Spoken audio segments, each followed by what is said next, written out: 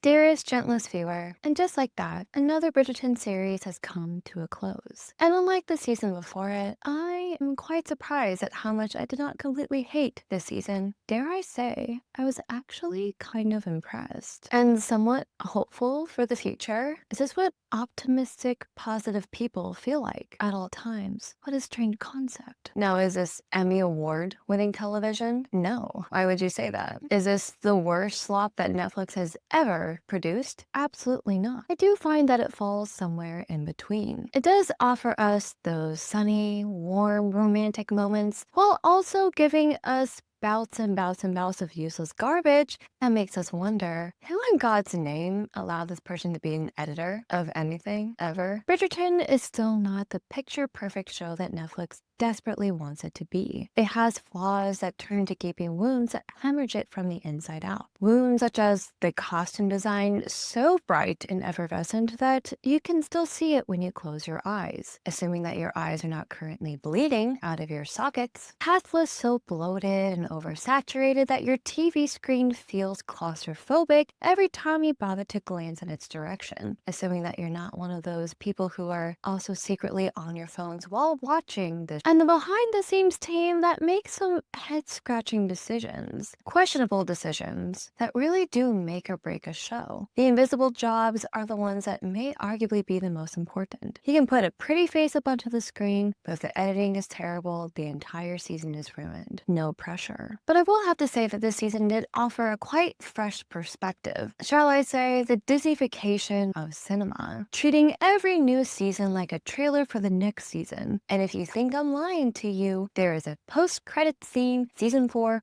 part 2, that proves my fact exactly. Thank you, Netflix, for proving me right. But I will have to say that even though I've grown quite cynical to Disney over the years, I cannot deny myself a Cinderella story, especially not one that incorporates other themes from other shows and Disney movies that one did not simply expect from a show. And this season proved to not only be a Cinderella retelling, but also a Peter Pan fanfiction. But first, before we really dip our toes into this cesspool of a situation, for those of you who are new here, hi, my name is Maddie K. This is my big chair, and I watched season 4 of Bridgerton, so you don't have to. You're welcome. But also, maybe you should watch it too. Just saying, it couldn't hurt. If you are interested in seeing my take on the book that it's based off of, a book titled An Offer from a Gentleman, feel free to click the link down below in my description to learn more. I've also explored this series in its entirety, so feel free to check that video out as well. And just a fair warning, we will be going into the season in its entirety, also the book as well. So if you have not finished either one of these and do desperately want to explore these on your own time, feel free to sign off from this video and sign back on once you've finished both of these. And I will also say, leave a like down below if you haven't done so already, subscribe to my channel if you want more videos like this one, and also become a member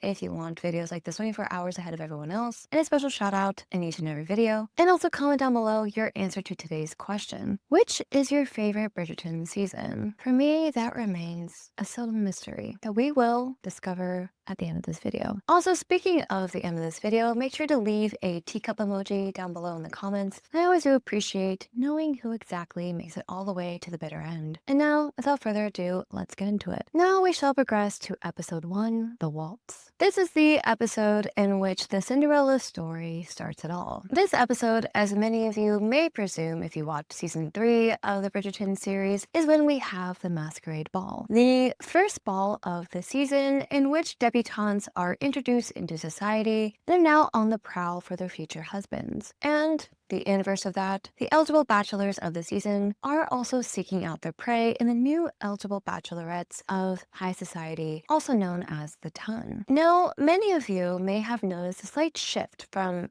season 3 to season 4, and that is primarily due to the Downton Abbey of it all, allowing the viewer to see the behind the scenes of what happens at the Bridgerton house when the Bridgertons aren't looking. Remember, this is the invisible labor of the Bridgerton house that, due to their privilege, they're quite ignorant of. We go from the seamless, altogether smooth cinematography of watching the Bridgertons in their higher level of privilege to down in the basement to the very working quarters of the help, in which every scene that we observe them in is a chaotic turning of events. We get close-ups, we get the jostling of the camera. There are no tripods in any of these scenes in which we observe the servants. We are going from a maid moving from upstairs to the downstairs, and we're shivering as we're following her, as if we are also descending the staircase itself. And then we move into the kitchen, in which the servants are kneading the dough into submission, in which they are tirelessly scrubbing down the tables, cleaning clothes, and then perking up every time a bell above their heads deems to summon them to the higher quarters. And I will say that I hope that we get more creative from here on out, because seeing a slight deviance from the normal formula was quite refreshing. I feel like Netflix and, by proximity, Jess Brahma and also Shonda Rhimes are really doing their absolute best to make this season stand out from the rest. And I had to say they did a very good job of that, if the cinematography is any indication of that at all. So now that I'm done ranting about the camera work, let's get down to the nitty-gritty of the plot. The long-lost prodigal daughters of the Bridgertons have returned. Eloise and Francesca have returned from the trip to Scotland to the Bridgerton home, in which Violet Bridgerton, Penelope, Colin, and their very new baby are willing to offer them in with open arms. Hyacinth, now a young woman, is also a force to be reckoned with. I do have to say that I really enjoyed how this series has taken her character, where she went from a simple background character to someone in the forefront of our periphery. And this is mostly due to the fact that, most likely, in 2 seasons' time, we will also have to be invested in her love story. So the show might as well start giving us certain scenes with Hyacinth so we are more emotionally invested in her character.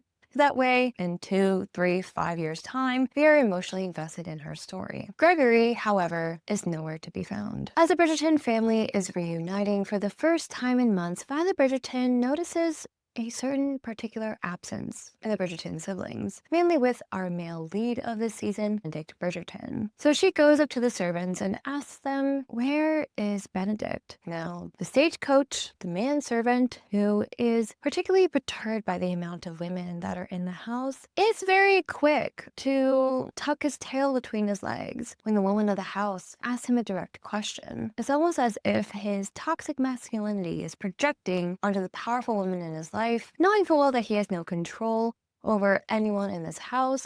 So he just decides to punch down instead of being, a nuanced, well-rounded individual like Alfie, my favorite character, who, by the way, I hope he never dies. He is perfect in every way. A character whose entire charm is based off of his love and respect for Sophie, and in no way ever sees women as objects. So the idiot stagecoach boy is forced to go collect Benedict from wherever he shall be passed out that night. Now, Violet Bridgerton, who has been up to here in Benedict's nonsense for the past couple of years, decides to aid him in this quest to find her son. Lo and behold, as she is happening upon his bachelor quarters, that he is hosting not 1, but 2 gentlewoman callers of the evening. Yes, Benedict has successfully bedded 2 women the previous night, and his mother stumbles upon the room in disarray. She is quite perturbed by the state of the house, and she tells Benedict to get dressed, pull himself together, and to come see his family. And this comes to the crux of why I am very much annoyed with this show. In the series, the book series, mind you, not every single Bridgerton boy was a rake. Or, shall we actually put it in real layman's terms, a whore. In the books, Benedict is practically celibate. We never see him out with any ladies. He is purely focused on finding the Silver Lady, a character that we will talk about later. But of course, because this show is hellbent on being shocking in a sexual way, every single character and every single character introduction, at least when it comes to the men, has to be naked or at least partially nude, with at least 1 or 2 women as beck and call in his bed. Why, you may ask? Well, haven't you heard, my dearest gentlest viewer? Boys will be boys. This isn't entirely true in the book series. Benedict and Colin were not exactly the ones to traipse around London, sleep in whorehouses, and spend their days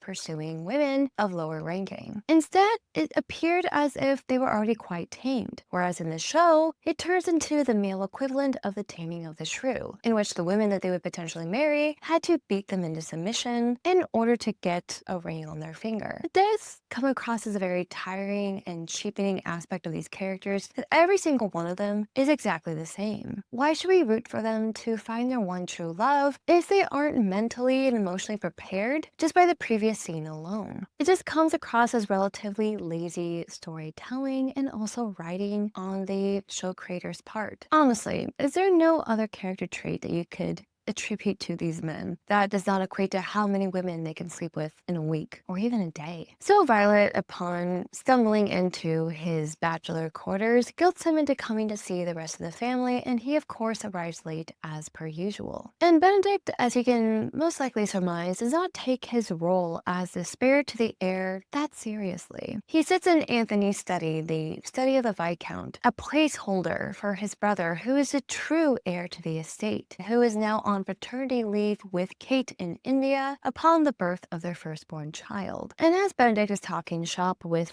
I suppose you could say, the family's manager, the manager leaves upon Violet's entrance into the study. Violet guilts him into becoming a better man, telling him, the show's equivalent to Peter Pan, to grow up, to become a gentleman, to become serious, and truly seek a wife, through which he can make her more grandchildren, because the Duke and Duchess of Hastings are no longer involved in the show, so she has no ties to those grandchildren, or even Kate's grandchild. So she needs someone within her proximity to continue to procreate, so she can at least spoil them in all of her grandmotherly duties. And Benedict says he's just not women of high society, mainly because they're boring and they're way too rigid in their morals and beliefs, and the fact that they have to follow these rules completely, which is rich coming from a man who's supposed to be artistic and progressive and very open-minded, who is seemingly ignorant of women's struggles in that time, taking on the mantle of the victim, not realizing how women in this time were given no other choice. They had to follow the rules or else they would be ostracized, like Cressida Cowper, Marina of season 1. Any woman who does not adhere to the rules immediately falls victim to scandal, much like Eloise in season 2. But don't worry, our dear darling Sophie will give him the Kate Sheffield treatment that Anthony got in season 2. Because at this point in the Bridgerton series, we're just recycling the same plot devices over and over and over again. If you feel like you've seen this before, believe me, you're not wrong. Do not let the show gaslight you into thinking that this is brand new. Nothing in this show is original. It's all extremely derivative. So derivative to the point that I made a Bridgerton bingo card. Look for the link in the description below. So Benedict further perpetuates his internalized misogyny of women, not yet realizing how women are beaten into submission by the rules of high society London, a system that makes women boring on purpose so they can become empty vessels for their husbands, through which they could project their husband's personality out into the world. Women who are taught to not have opinions of their own, to quickly adopt the opinions of their husbands, mostly their political views. Are we seeing any patterns here? Ignoring the fact that women are taught to become vessels to be molded by their own husbands to their own liking, Benedict just pretends like he is way too artistic for these scholarly, intelligent, educated women at the time, not yet realizing that maybe, just maybe, what he projects onto women is really just him spouting off his own insecurities. We also see later on how Benedict really struggles to get intimate in an emotional way with any woman because he is so terrified of letting any woman see below the 2 inches of surface that he projects onto the world. Because if he actually had to try, because if he actually had to apply himself to anything, then that would mean he would actually have to care. And if he failed, then that becomes way more painful, which explains a lot of his character arc in season 1. And Benedict was accepted into this art school that he really wanted to be a part of.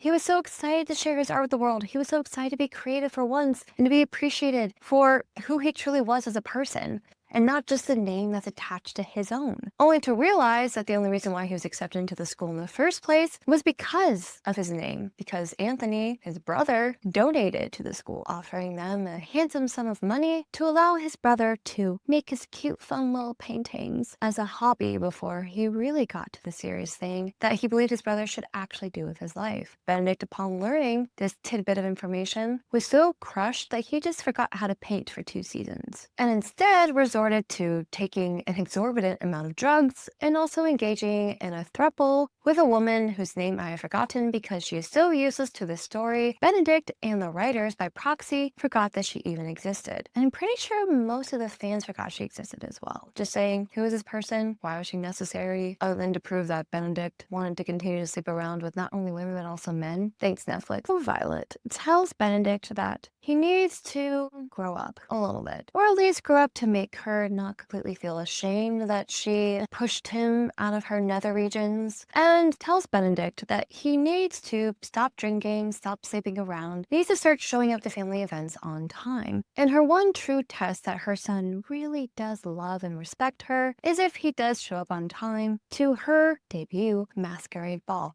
Arguably, the one ball that sets the tone for the next 6 months. And would you believe it, but Benedict does not show up on time. No, actually, he goes to this pleasure house and he meets this man who you cannot tell me does not look like a pirate. Why does everyone in this show look like a pirate? This is really tapping into my whole Peter Pan fan fiction theory. So this man who looks like he is an extra on Hamilton approaches Benedict and convinces Benedict to be a little bit late to his mother's ball so they can go play hide the salami in this private room in the back. And then Benedict, hours later, shows up to his mother's masquerade ball. And Violet, as you may surmise, is quite upset. And this anger towards her second son is further exacerbated when she realizes that he reeks of gin and alcohol that she is not serving at her ball. Not sure how she didn't miss the stink of another man on her son, but you know what? We're just gonna ignore that little tidbit of information. So Violet tells him that he needs to start talking to the other eligible debutantes of the ball because she wants him to get married this season. Now, she's not the only one who has her eyes on Benedict to get married. The queen is also looking for not necessarily a diamond, but a champion for the season of gossip. She is no longer exhilarated by the hunt of finding Lady Whistledown because we know who Lady Whistledown is. It's Penelope Feathering. That mystery is solved.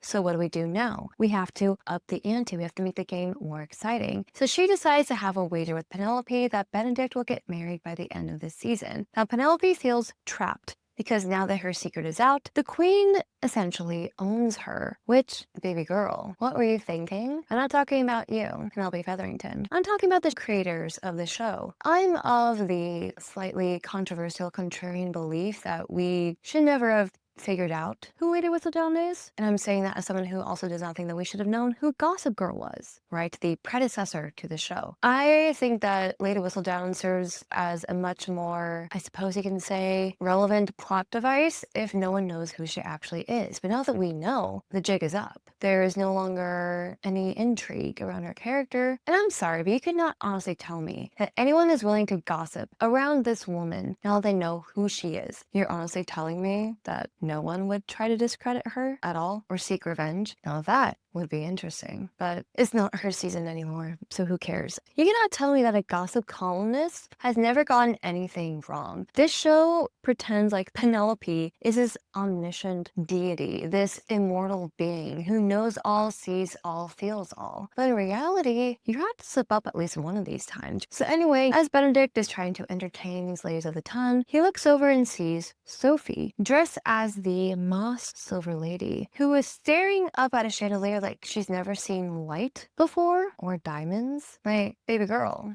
do something, say something. You look touched in the head. Oh, I don't get this scene at all. There are so many ways that the show could have properly shown us how enthralled Sophie was from the very get-go. And having the season start with Benedict's point of view, I think was quite a weak link when it came down to it. I really do wish that we had switched this because in the book, we start with Sophie's point of view, and then we flip-flop between her and Benedict. And I really wish that we had Sophie's point of view starting this season because she's a stranger. I feel like it would have created more mystery, more intrigue for the viewers who haven't read the books, by the way, to wonder, who the heck is this person? Why is she at this ball? Why does she not want to be seen after midnight? I mean, we all know why she doesn't want to be seen after midnight. We've all seen Cinderella. We all get the idea. But having that as the forefront of this season, as opposed to just switching immediately to the Bridgertons, I feel like it's a bit of a safe bet. I mean, I guess it worked for the season because it wasn't as god-awful as the third season was, but again, it could have been better. So Sophie is acting like she's never seen people before walking around this ball. And I have to tell you, I've seen better costumes in a high school level play. This entire scene looked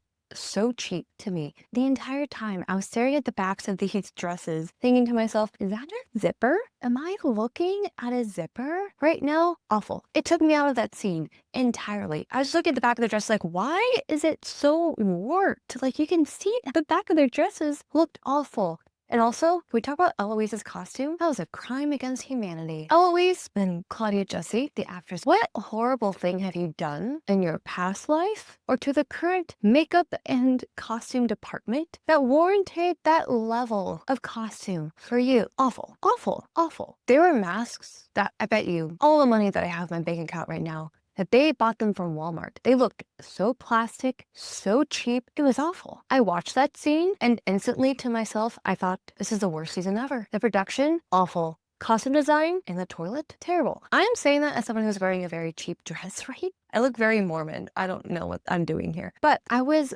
watching this scene and it took me out so much. And I felt like I couldn't really enjoy the rest of the episode because I felt like I was playing a drinking game with how many zippers I could find in the cast. I was like, I'm pretty sure that's a zipper. Are those fake buttons? Why can I see your dress and how it's peeling? It was so bad. Oh my gosh. I thought it was really funny. I don't know if any of you made this connection, but I love how Lady Danbury wanted to take a pilgrimage to her ancestral home. That's not the part that's funny. I thought that part was genuinely sweet. The part I thought was funny was the fact that in every scene she was in, she looked like she was wearing a pilgrim hat because God forbid there's any subtlety in this show when it comes to costumes. At one point, she had a buckle on that pilgrim hat, like the first episode of this show. And I was thinking to myself, we got it. She's going on a pilgrimage. Love to see it. Who's in charge of this? What's going on? What's happening with the state of the show? Anyway, so Sophie walks into the cheapest masquerade ball you've ever seen, and the Laundrettes are also there. Yay. Love them. It just feels like this show is trying to compile so many different storylines into one and expects me to care, and I don't. I barely care about the people that I'm supposed to care about. And it became very clear to me that the show, when they don't know what to do with them, treats them as comedic relief. The only problem is they're not funny. I believe when they came in, Lady Mondrich was Cleopatra, and she looked very nice. Okay, it's not the actor's fault that the writing is terrible. I just want to make that perfectly clear. So she goes into the ball dressed as Cleopatra, and then her husband is dressed as the man who is married Cleopatra. What's his name? Mark Antony. Mark Antony. That's it. Mark Antony. Okay, Shakespeare. We're there. Okay, so she's there with Mark Antony, and they walk into the ball, and they look around, and she's like, she's already bored, which relatable. And her husband's like, well, make sure if you see any vipers to let me know so we can make haste from this ball. You get it? Because Cleopatra died due to viper poisoning. I sat there like, great, this is gonna be the humor that we're dealing with for the rest of the show. Awesome. Now keep in mind, I am no stand-up comic. I am no master or mistress of comedy, but that was just painful. I understood the context of that joke and it was still bad. So literally, the next conversation that they have, comedic relief, they are about to approach the queen and Lady Mondrich is like, oh, darling husband, do you remember the last thing that the queen said at our ball? And her husband was like, oh yes, I believe I do. Not bad. That's it. That's a joke you're going for? Anyway, so the Mondriches are interacting with the queen. Lady Danbury is dropping hints to the queen that she eventually wants to leave and go on her pilgrimage, hence the hats. And then Benedict sees Sophie. And I will say the one strength that the show has is when the show actually only follows the main couple. And in this scene, Benedict sees that Sophie is being gingerly accosted, gently accosted, is that a thing? By a potential gentleman suitor who wants to dance with her. Now, Sophie cannot dance because as we learn later on, she's a maid who is not taught how to dance because that's what ladies are taught and she was a bastard child and they shouldn't learn how to dance apparently. So she doesn't want to dance. So she makes an excuse by hiding her dance card in her glove and she's like, now you see it, now you don't. And she pulls this little magic trick and Benedict sees it from behind her and he's so impressed by her sleight of hand, her subterfuge, not yet realizing that she would use the same exact trick to escape and disappear. So Benedict approaches her and tells the man, oh, I'm sorry, I believe I was the one who was next in line to dance with her. And Sophie is, I suppose you could say, relieved at being rescued, only to find out that Benedict also wants to dance with her. And she says, no, I can't dance. And Benedict thinks that she's, pulling his leg, playing this role as part of the masquerade. Like, oh, is this your character that you cannot dance? How intriguing. She's like, yes, that's the character I'm playing. How did you know? Playing along. So he tells her, I know of this private terrace at this house.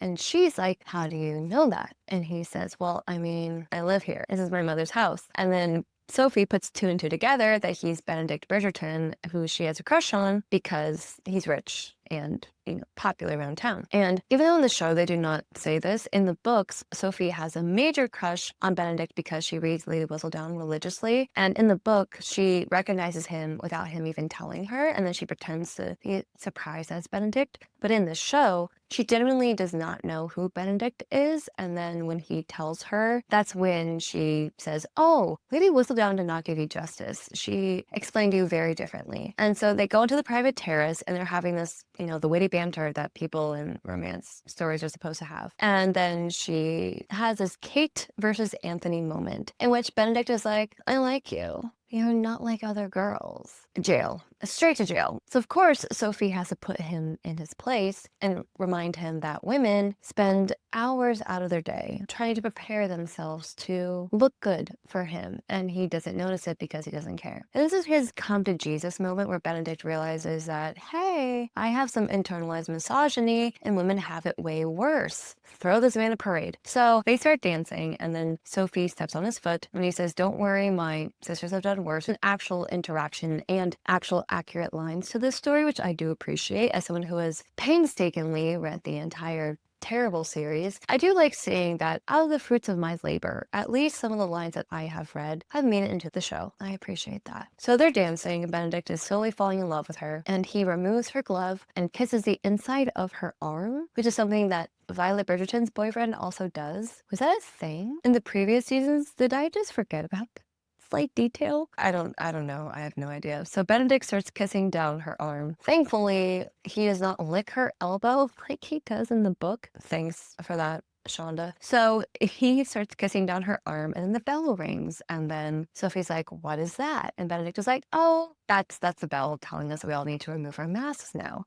And Sophie freaks out and she runs away. Benedict still has her glove and he pursues her, but he cannot find her. And then he tries to find her and she's gone. So he's pouting in the stairwell of his mother's home. And then he tells her that he understands what women go through now because he is now a feminist thanks to this one mysterious woman that he just met. And Benedict becomes hyperfixated on this woman, so much so that he memorizes her lips because before she leaves, Sophie pulls him in for a passionate kiss and then runs away. It's like a drive-by kissing. And now by the end of the ball, everyone has revealed themselves to the rest of the ton. And Sophie has fled the building, but not before she runs into the Penwoods, whom we've learned about thanks to Violet Bridgerton, who in the ball has turned into the exposition dumping queen, meaning that she tells the audience exactly all we need to know about Lady Penwood. Literally, this conversation was so unnatural. It brought me out of the scene a little bit, which is why this episode was not my favorite of part one, because it just felt so strange, to put it to the very least.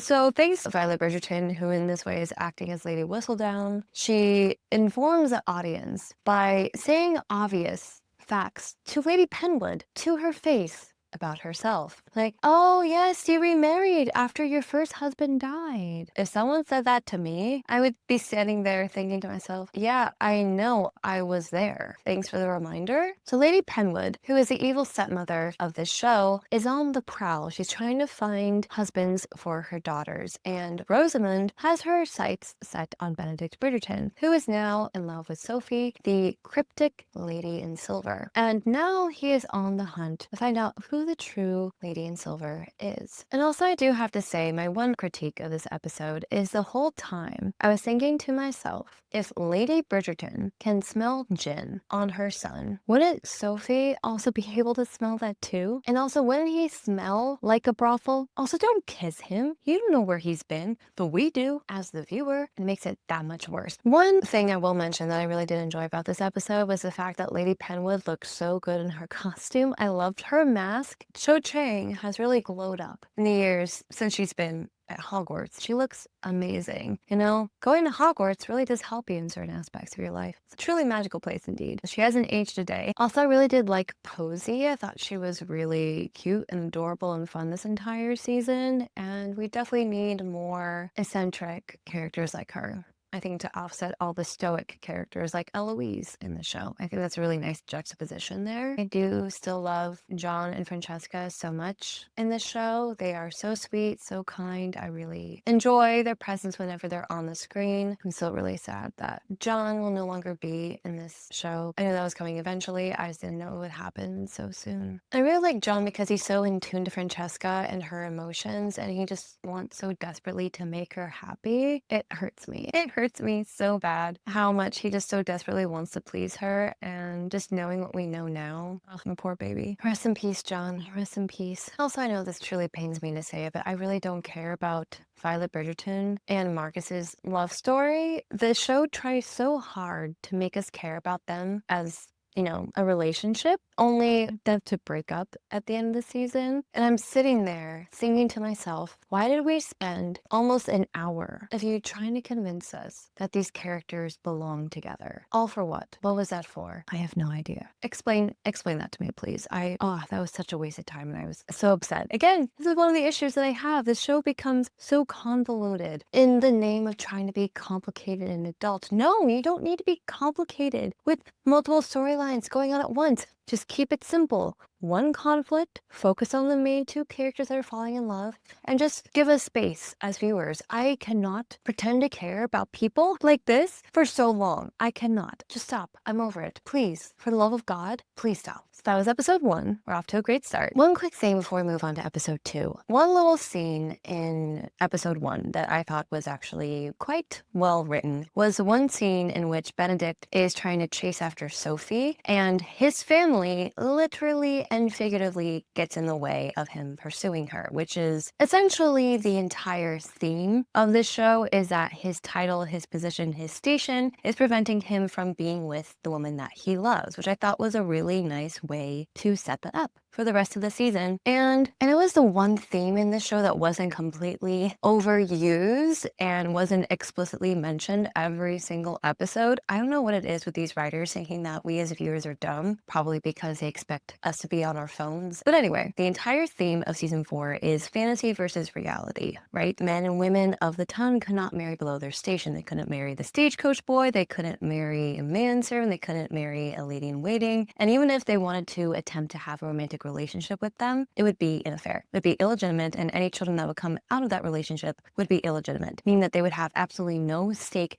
legally unless explicitly mentioned in a will, wink wink, over their mother's estate. So throughout this entire show, the main conflict is that Benedict is struggling to not only find out who the Silver Lady is, but also struggling with society expectations of the fact that he, even though he is not the heir, he's not the Viscount, especially now that the Viscount now has a son, he still has to abide by those rules, even though no one really expects anything more of him. He just has to stick to the status quo and not rock the boat, and that's literally all he has to do the rest of his life, and he couldn't even do that. No, I'm just kidding. Yeah, so I thought that was a very interesting dichotomy where we are constantly exploring societal expectations in Bridgerton, especially in a show where people of color can rise to power. Why can't poor people also marry above their station? So I thought that was an interesting topic to explore there. I just wish they just would not need to explicitly state it, because believe me, honey, I get it. You don't have to keep explaining it every 5 minutes. So episode 1 wraps up with Benedict talking to his mother about how he is starting to be a little bit more serious. And then we cut to Sophie, and she's changing back into her maid outfit because, spoiler alert, she is a maid, right? She's a Cinderella in the Cinderella story. So she goes down to give Lady Penwood and her daughter some tea. Posey once again establishes herself as the nice stepsister, and Rosamund is bragging about how much Benedict Bridgerton was all over her, which, as we know, is a lie. Dramatic irony. And then she complains about the Silver Lady essentially sucking up all of his time. And Lady Penwood tells her not to worry, and then Sophie leaves, and the episode ends with her looking at the glove, hiding the dress and the shoes, and just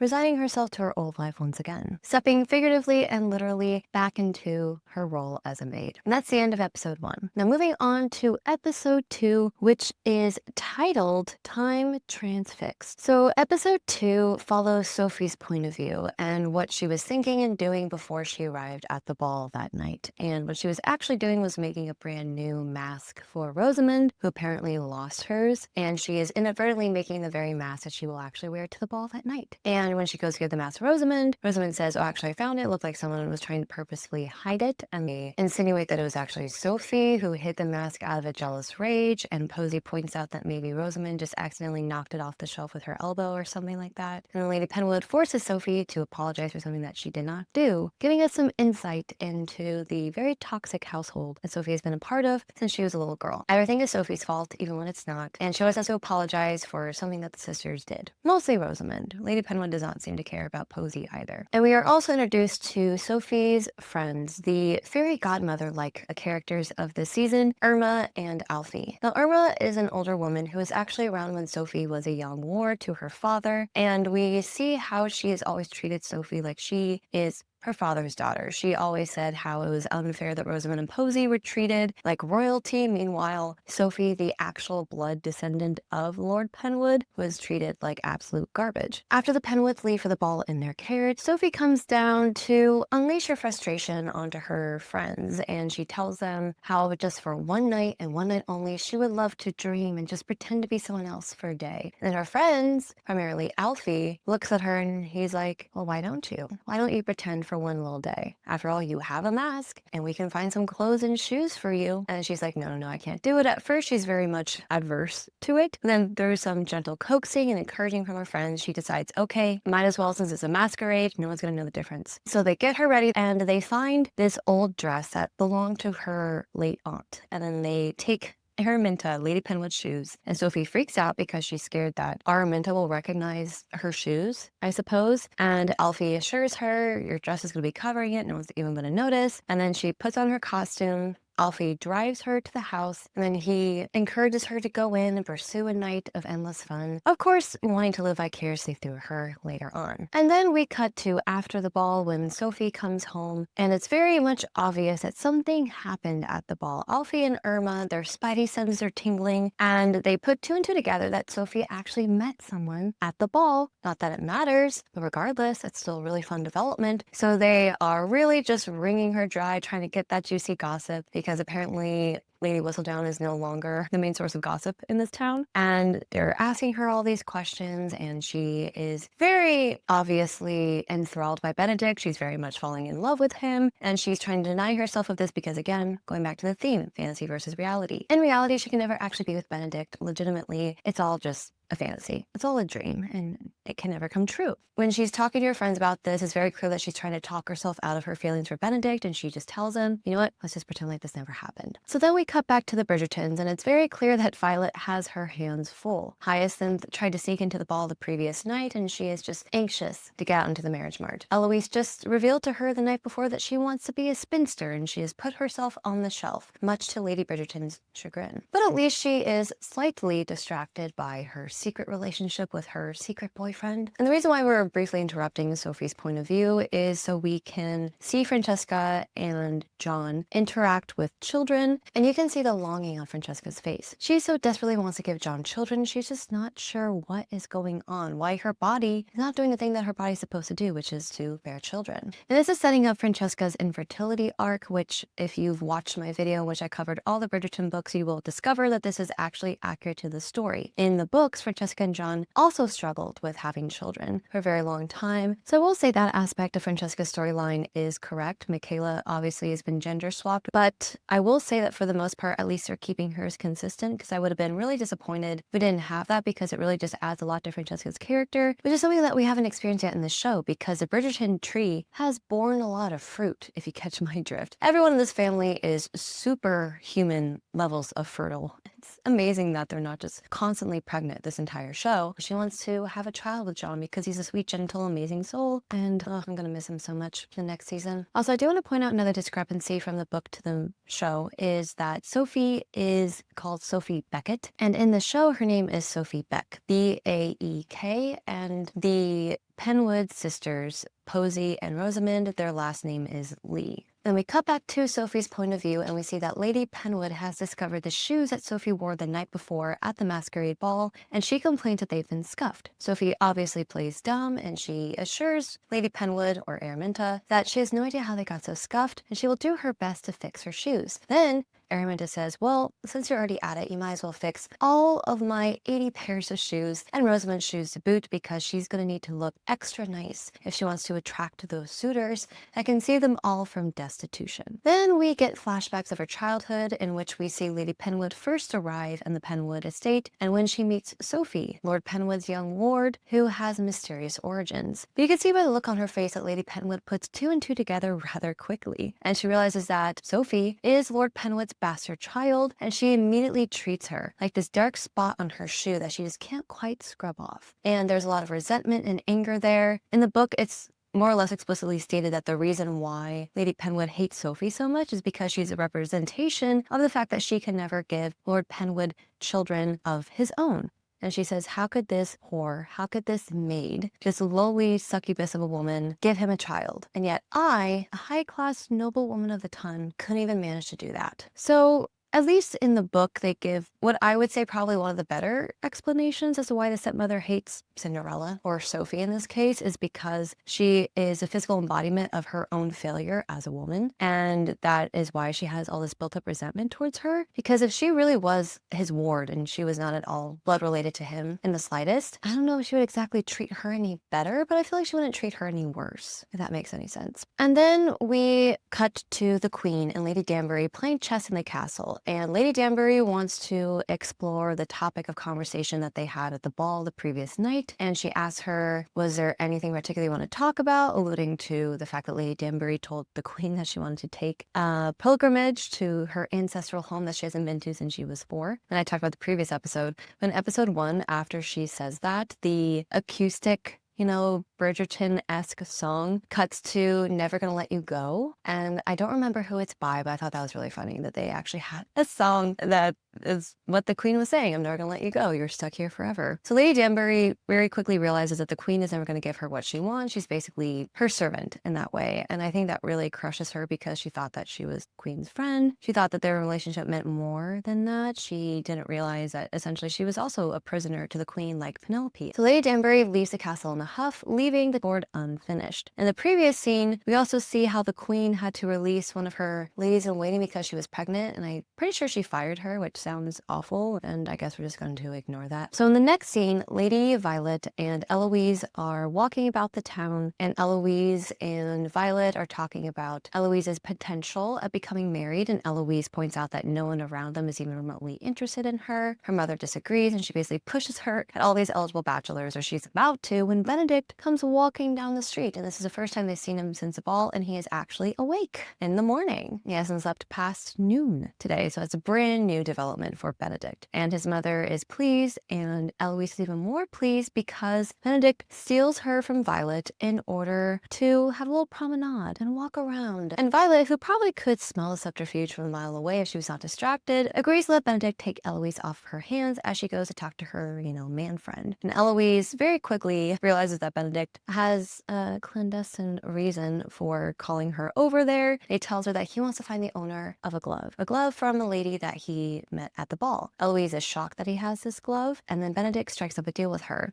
He will protect her from Violet and her ever so nagging ways if she helps him try to find the lady in silver. Now, this is when we get probably one of the more questionable scenes of the show, in which Benedict walks around all of London interviewing all of these women, staring at their lips, even the lips of women who quite clearly are not Sophie. You seriously never noticed?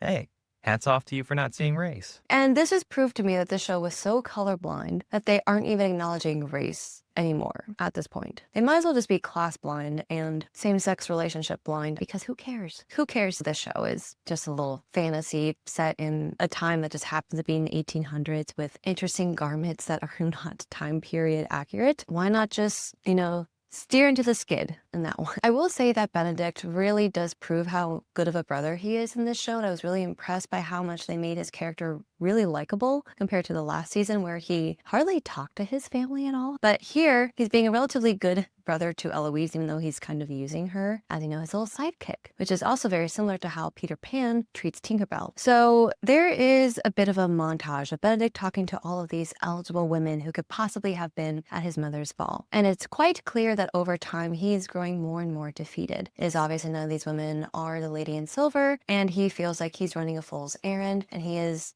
very close to giving up because, of course, Benedict always gives up on everything, and that's just his personality. And Eloise, you could tell, feels very bad for Benedict because she could tell how happy this woman made him, and she wants him to find love, even though later on she says that she's sad that he also wants to get married because that leaves her all alone, and she thought that they were going to be alone together as siblings, being spinsters until the day they die. And now Benedict is jumping ship and swimming to shore, where he will hopefully find the Silver Lady. I'm sorry, that was a weird metaphor. Anyway, moving on. So after months of searching for the Silver Lady, it's very clear that Benedict cannot find her, and he's losing ground and he's losing faith. And so Benedict and Eloise go to Penelope and ask her to write an article that will help him find the Silver Lady. Now, Penelope doesn't initially want to do this, even though in the book, she does write about the Silver Lady. The Silver Lady in the books is one mystery that Lady Whistledown cannot solve. And that is something that makes her even more infamous in the eyes of the Ton, is because if Lady Whistledown doesn't know everything, and she sees all and knows all and is all, the Silver Lady must be some ingenue. She must be some magical,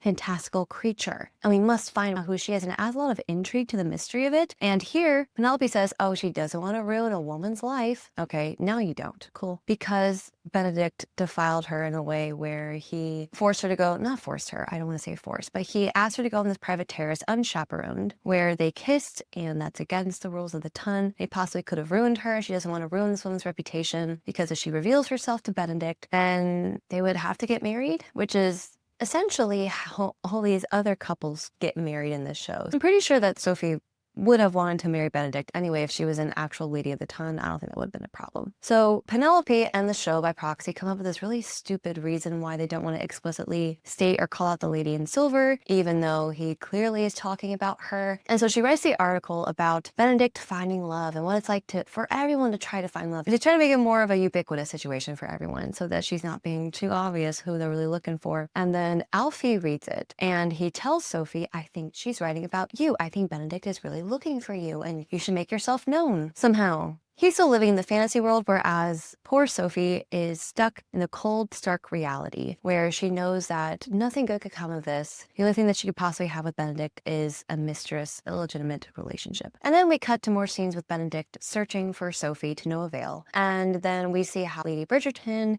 is super excited that he's talking to all these debutantes and entertaining them, only to realize that Benedict has ulterior motives. Come to find out that her son is actually looking for someone very specific, a woman that he met at the ball. And then she goes and she says, how could you not tell me? I'm your mother. I could have helped you solve this mystery. And he hands her the glove and she's horrified because she thinks that they did a little bit more than kissing on the private terrace, if you catch my drift. But then Benedict assures her that he didn't ruin her. He would never do that to a lady, considering that he would do that to someone who's not a lady. So she tells him, well, you should have come to me immediately because I could have told you that this crest in the glove is from the house of Penwood. And she hands it to him and then sends him on his merry way to go to the house of Penwood, where Sophie is. But the reason why he at first didn't want to pursue it was because one of these walks, one of these promenades with Eloise, he meets Rosamond and immediately clocks that, okay, it's not her. So she reminds him there might be other ladies at the house, maybe a cousin, or at least someone in relation to them that probably went to the ball and they just didn't announce it to the world. What's going to happen later on in the show? So he agrees and he says, okay, well, I'll go and I'll look.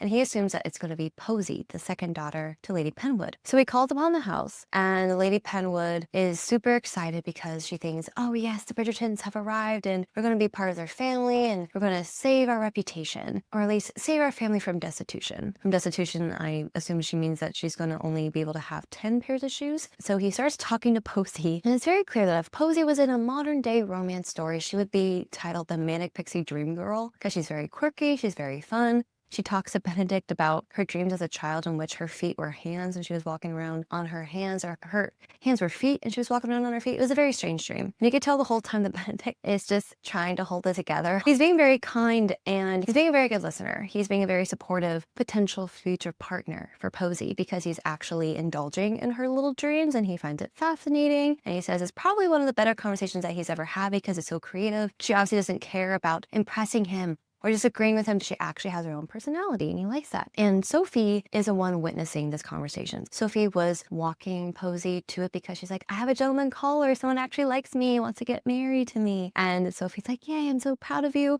So excited for you. And then she drops her off in the tea room, the parlor. And then she hears Benedict's voice. So Sophie is about to walk away. She hears Benedict's voice. And I loved this scene. I thought it was so well done. I thought it was so well shot. The writing is immaculate. So Sophie hears Benedict's voice and the camera goes on a close-up on her face and you can see the surprise and shock that he's actually there. The, oh, he found me, or oh, he's looking for me. He came for me to rescue me look on her face. And she goes to peek in on the conversation like a little voyeur that she is. And as she's peeking in, you have a close-up on her face and she's just watching Benedict and she's just so happy to see him. And then Alfie appears out of nowhere. And he's just there saying, see, he's looking for you. He's looking for you. He's here. You should go talk to him. And she tells him, are you insane? That can never happen. He says, well, what do you have to lose? And she tells him, he's not looking for me, Sophie the maid. He's looking for the lady in silver. And then she walks away defeated. And Benedict, of course, leaves very defeated because he realizes that Posey is not the lady in silver. And then as they're watching him walk away, Lady Penwood starts to put two and two together that Benedict is looking for Sophie because she sees him with the glove and she sees she's just able to pick out the crest on the glove because she has the fucking eyes of an eagle, that woman. And she puts it together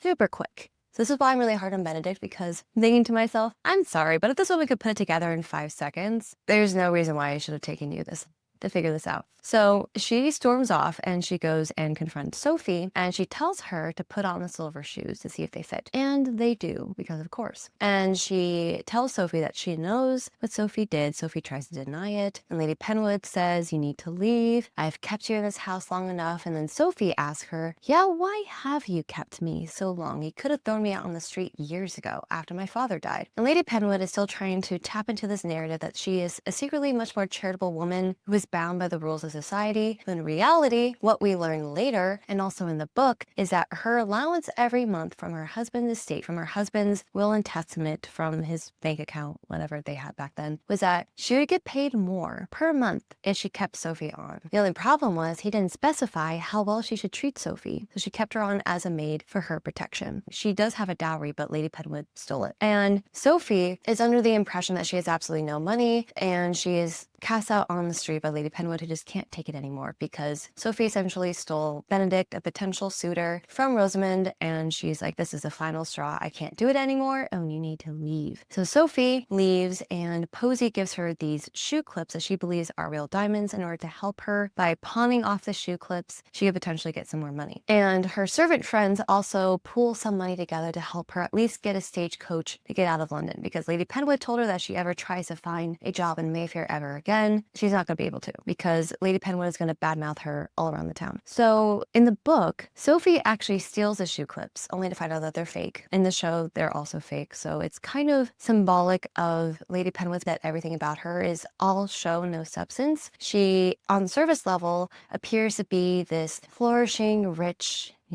elegant, sophisticated woman of the ton, when in reality, she's just a bunch of cheap plastic glued onto some other cheap plastic. And also in the book, Sophie did have her own money that was given to her by her father, so her servant friends didn't have to help her out, which I still thought was rather nice of them. So she leaves the house, and then she realizes that Posey gave her the shoe clips, and she wants to return them, but decides, no, I'm just going to take these, I might as well, because in a way that this is what's left of my birthright, right? She believes that on some level she's entitled to these shoe clips. Much like the book, she also did not receive wages for being a maid. So Sophie leaves and goes to the countryside, and in the book, the reason why she goes to the countryside in the first place is because she and Benedict at the ball talked about the countryside and how much he loves Aubrey Hall and he would love to retire there or at least stay there for the rest of his life. And she goes there thinking that she's going to find Benedict, whereas in the show, it's more like pure happenstance that they stumble onto each other. And then Sophie is not the only one having a very tough time right now. Benedict is also in the trenches. He is suffering mentally, emotionally, maybe a little bit spiritually. He is fresh out of luck. He has literally talked to every single woman he could ever talk to in high society, and he decides to just give up, to throw in the towel, because he tried his hardest. You can't say he didn't give it the good old college try. So Benedict decides to just slip back into his old lifestyle, like he never left.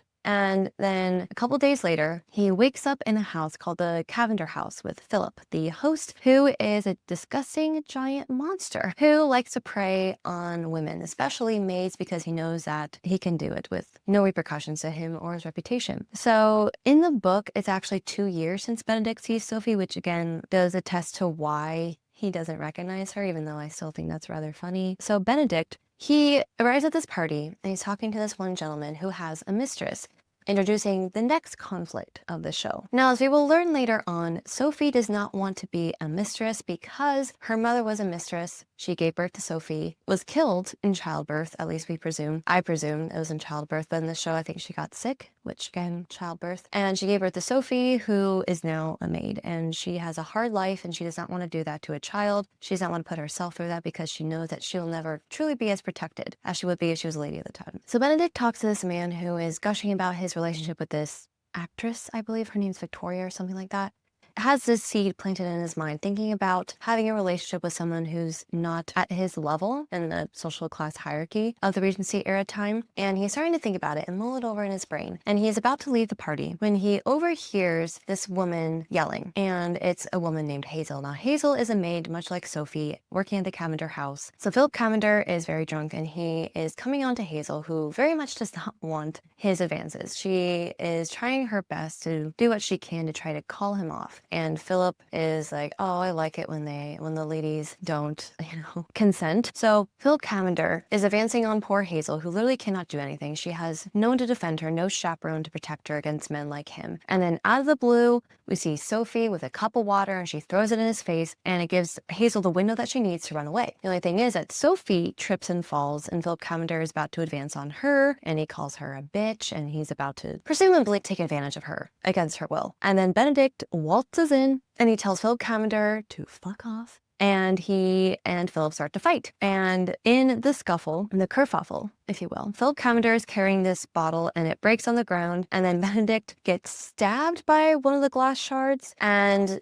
even then, he still manages to fight up Philip Cavender, forces Philip to apologize to Sophie, and tells him to never touch a woman like that ever again, or else he'll make sure that everyone in high society knows what a disgusting, filthy pig he is. Philip Cavender runs away, and then Benedict turns to Sophie and he asks her, "Are you okay? I'm so sorry this happened to you. Can I help you up?" And then she's like, "Mr. Bridgerton." And he's like, "Yeah, how do you know who I am?" "Sir, what do you think?" Oh, this part was so frustrating. That's the one crutch of the Cinderella story, is the fact that he does not recognize her at all. It's going to make much more sense if this took place 2 years after the ball happened. Just saying. So Benedict helps her up and he tells her that the reason why he helped her, even though she's a lowly maid, is because his mother taught him to respect maids, which is a much better excuse than in the book. Even worse. In the book, Sophie was the one who was about to be gangbanged by Philip Cavender and his gang of sleazy merry men. But the reason why Benedict in the book steps in to help her is because he has sisters. So that's why he's such a hardcore feminist. Implying that if he didn't have sisters, he wouldn't have helped her? Question mark. I don't like that. I don't like that at all. And also in the book, Sophie, much like the Sophie in the show, is very disappointed that he doesn't recognize her, but she does flip-flop quite often, much like the Sophie in the TV show, where she's upset that he didn't recognize her and then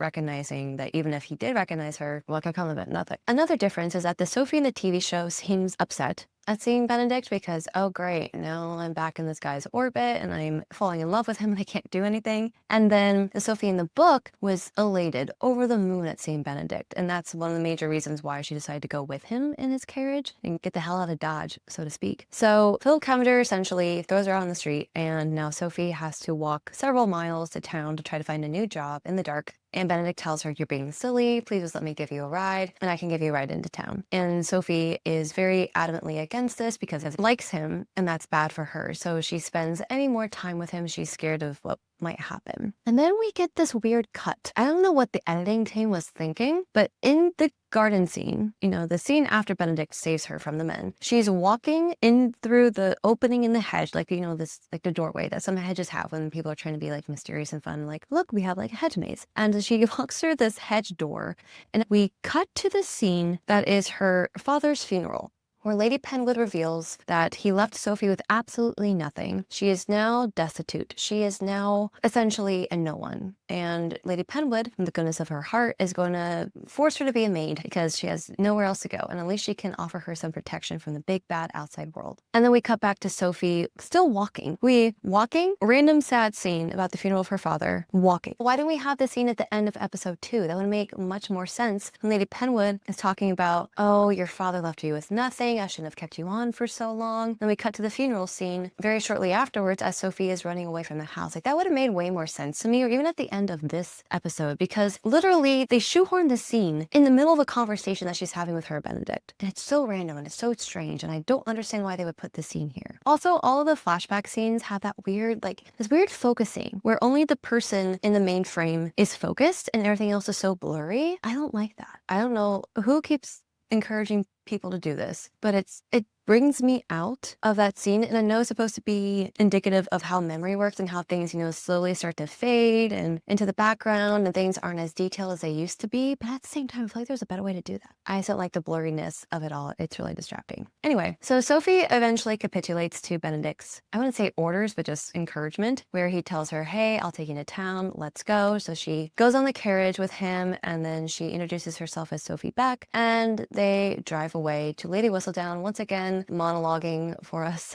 about what's actually happening in the show. And then episode 3 is titled The Field Next to the Other Road. And this miscommunication trope really does go both ways, because the entire time Sophie knows this big secret that could really help Benedict out and really further their relationship, but she knows that nothing can come of it. So she purposely chooses to keep the secret from him because she knows that he would fall in love with her, and no matter what, they couldn't really have a serious relationship, even though that ends up happening. So Bridgerton finally does the, I want to say brave thing, by actually making it rain in London, England, which once again solidifies the fact that weather in the show is used as a plot device. And it seems it's more or less like It's Always Sunny in London, England type of show, because whenever we need our characters to be forced together in the forced proximity trope, it always rains. And Benedict assures her that his cottage is nearby. It's called My Cottage because he's creative, not in naming things. So he takes her to My Cottage, and it's a huge place. It's obviously not just like a little tiny little cottage. It's actually a very big mansion. And Sophie is very put off by this. And she at first does not want to go in, but then she has no other choice because it's just downpouring. And Benedict cannot get inside, so he looks for a spare key under a rock, because I guess that's how they did it back then in the Regency era, is put keys under rocks. So Sophie, being the resourceful woman that she is, she finds a way to climb into the servants' quarters through the window. She opens up the door, finds a candle too, and lights it in the meantime. And she's a very quick worker. And then she finds Benedict, opens up the door to him, and then lets him inside. They start to build a fire. Benedict obviously is very useless in this field, but Sophie, of course, because she's Superwoman, she's able to light the fire with ease. They start to warm up, and then Benedict, who is nursing/hiding his wound from Sophie, because God forbid a man reveals his vulnerabilities and weaknesses to a woman. Awesome. So Benedict is trying to hide his wound. Now, I do want to say that in the book,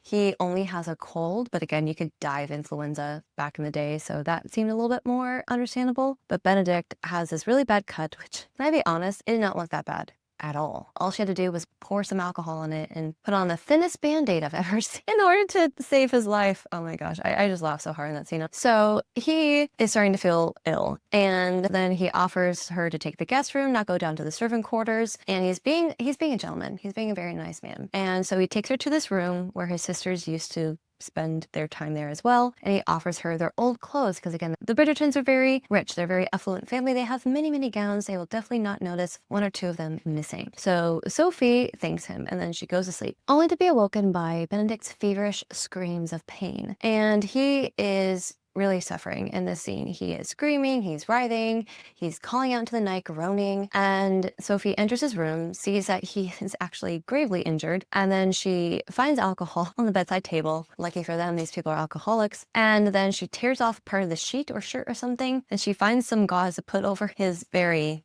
deep gash, and then she might as well have taken dental floss to tie it up. It was a very strange scene, because, oh my gosh, I just laughed because I was thinking to myself, that is the smallest band-aid I've ever seen. Maybe Sophie should get CPR and first aid training. So she saves Benedict's life, and then he starts to hallucinate through his fever dream that Sophie is the Silver Lady, which coincidentally she is. Ironic that he is smarter when he is dying from a glass shard wound. So Sophie stays in the room with him because he begs her to. He says, kiss me, why did you leave me, where did you go? Obviously talking to the Silver Lady, who's hallucinating. And then Sophie decides to stay with him in the rocking chair near the bed, not in the bed, just near the bed. And then the two of them wake up to find the Crabtrees there. I will say that the Crabtrees were my favorite characters, new addition characters into this show. They're the only ones that I liked because Mrs. Crabtree was really fun as the stoic, all business-like, no-nonsense nanny/surrogate mother, and Mr. Crabtree was just this kind, gentle man who was more or less terrified of Mrs. Crabtree more than anything else. I did like them a lot because I feel like that really taps into a certain kind of trope in British movies that I really appreciate, and I wish that we saw more of that. Mrs. Crabtree obviously does not approve of this because she sees Sophie, she thinks that she's this young lady, only to find out that she's nothing more than a maid. And then Benedict treats her as his guest because she saved his life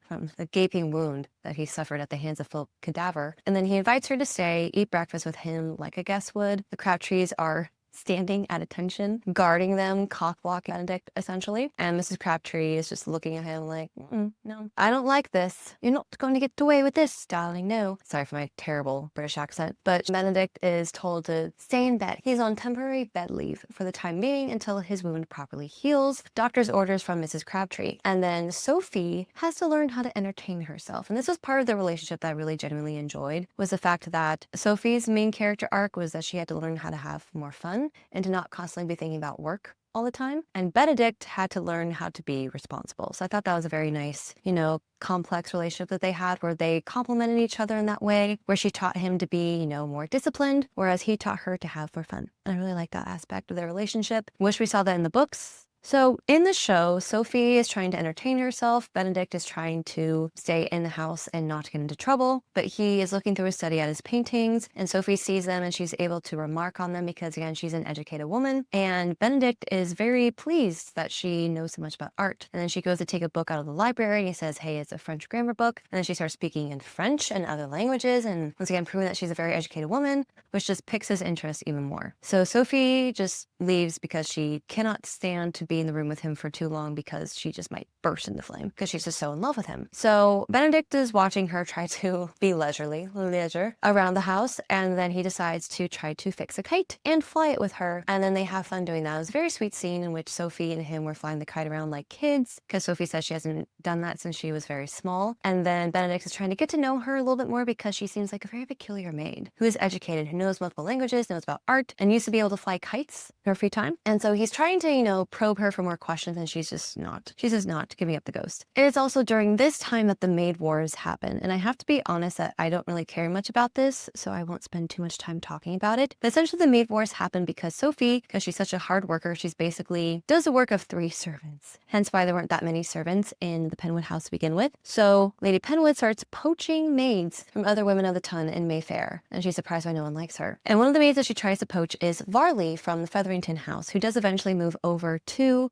Lady Penwood's house because Lady Featherington refuses to give Varley a raise, even though she's perfectly happy with spending her fortune on buying an entire new closet full of clothes. Now it's a breaking point for Varley. She decides to go help out Lady Penwood in her house, even though she is mistreated there. And then we cut back to Sophie and Benedict, and they're getting to know each other a little bit more. They're starting to have a little more fun together. Benedict encourages her to wear different dresses because she's only wearing one dress. I do have to say that the dress that she wore on the walk to the lake, did they not iron that dress before they put it on her? It just wrinkled. Anyway, Sophie is walking around and she finds a lake, and she sees that Benedict is swimming nude in the lake, and she hides behind a tree, and Benedict realizes that someone is there, and he calls out to them and he says, I'm just gonna wait here until you show yourself. Sophie eventually shows herself, apologizes for snooping on him. He jokes that she intentionally sought him out to see him naked as a joke. I don't think he really meant it. And Sophie, who is quite embarrassed by this interaction, flees the scene, and then she returns to the house, and she is found by Mrs. Crabtree scrubbing the pans like she's a maid, and Mrs. Crabtree tells her to stop. And then in this scene, Mrs. Crabtree is beating around the bush, but she's reminding Sophie to stay in her place, right? Tapping into that theme of fantasy versus reality. In reality, this is your place, and you cannot rise above that because you cannot get married. Whereas in Sophie's fantasy mind, she wants to be with Benedict, but she knows that she can't. So Mrs. Crabtree realizes that it's fantasy to imagine her life with Benedict, and she tries to remind her of that. So Mrs. Crabtree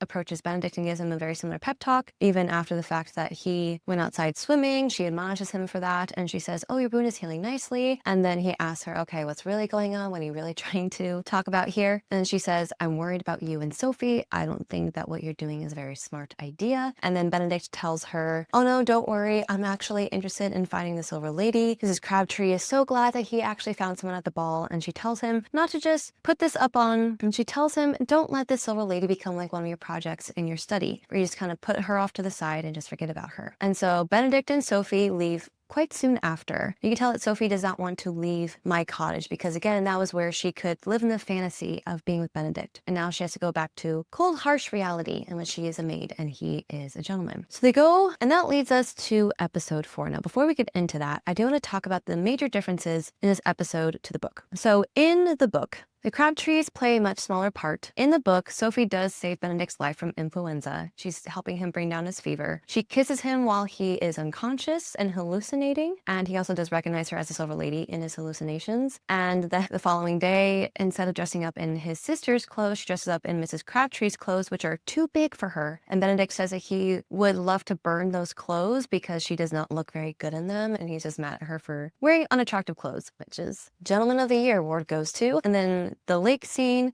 he's much more aggressive. He threatens the person who's watching him that he's going to tackle them to the ground if they don't show themselves. And he essentially threatens them with physical bodily harm. And then in the book, and this is the part that really grinds my gears, the way that Benedict gets Sophie to eventually capitulate to his needs and to eventually agree to go work at his mother's house is to threaten her with blackmail. And he says he's going to tell the magistrate that she stole something from him and to arrest her because it's his word against hers. And she might as well come work for his mother because at least that way he won't put her in jail for a crime that she did not commit. Can you imagine? Oh my god. I like how this show is improving upon the book material in its entirety because the previous season I feel like they got a lot of criticism and backlash for how dissimilar it was to the books as a whole. Whereas in this season they have lines taken straight out of the book. They have plot points that are very accurate to the book as a whole. And I think that really made it a lot better for me as a viewer because I feel like my time wasn't wasted in reading these books and purchasing these books. It's nice to see that they are respecting the reader fans and making sure that they're making it as accurate to the story as possible without making it too like a certain scene from Simon and Daphne's season that everyone did not like across the board. So at least they learned a lesson there. And that brings us to episode 4, An Offer from a Gentleman. So upon returning to Mayfair, Benedict, instead of threatening her with blackmail, just decides to lie through a mission and not tell Sophie who her new employers are. And then he pulls up to Bridgerton house and Sophie immediately recognizes it because, again, she was at the ball. And Sophie's a bit put off by this, and the reason why that I neglected to mention when I was talking about episode 3 is the fact that she and Benedict actually kissed at the lake, and she is realizing that she's developing feelings for him and vice versa, and she's getting a little nervous. Now, when they make it to the Bridgerton house, Sophie immediately recognizes it, which should have been a bit of a tip-off to Benedict that maybe she's been to the Bridgerton house before. Nope, still not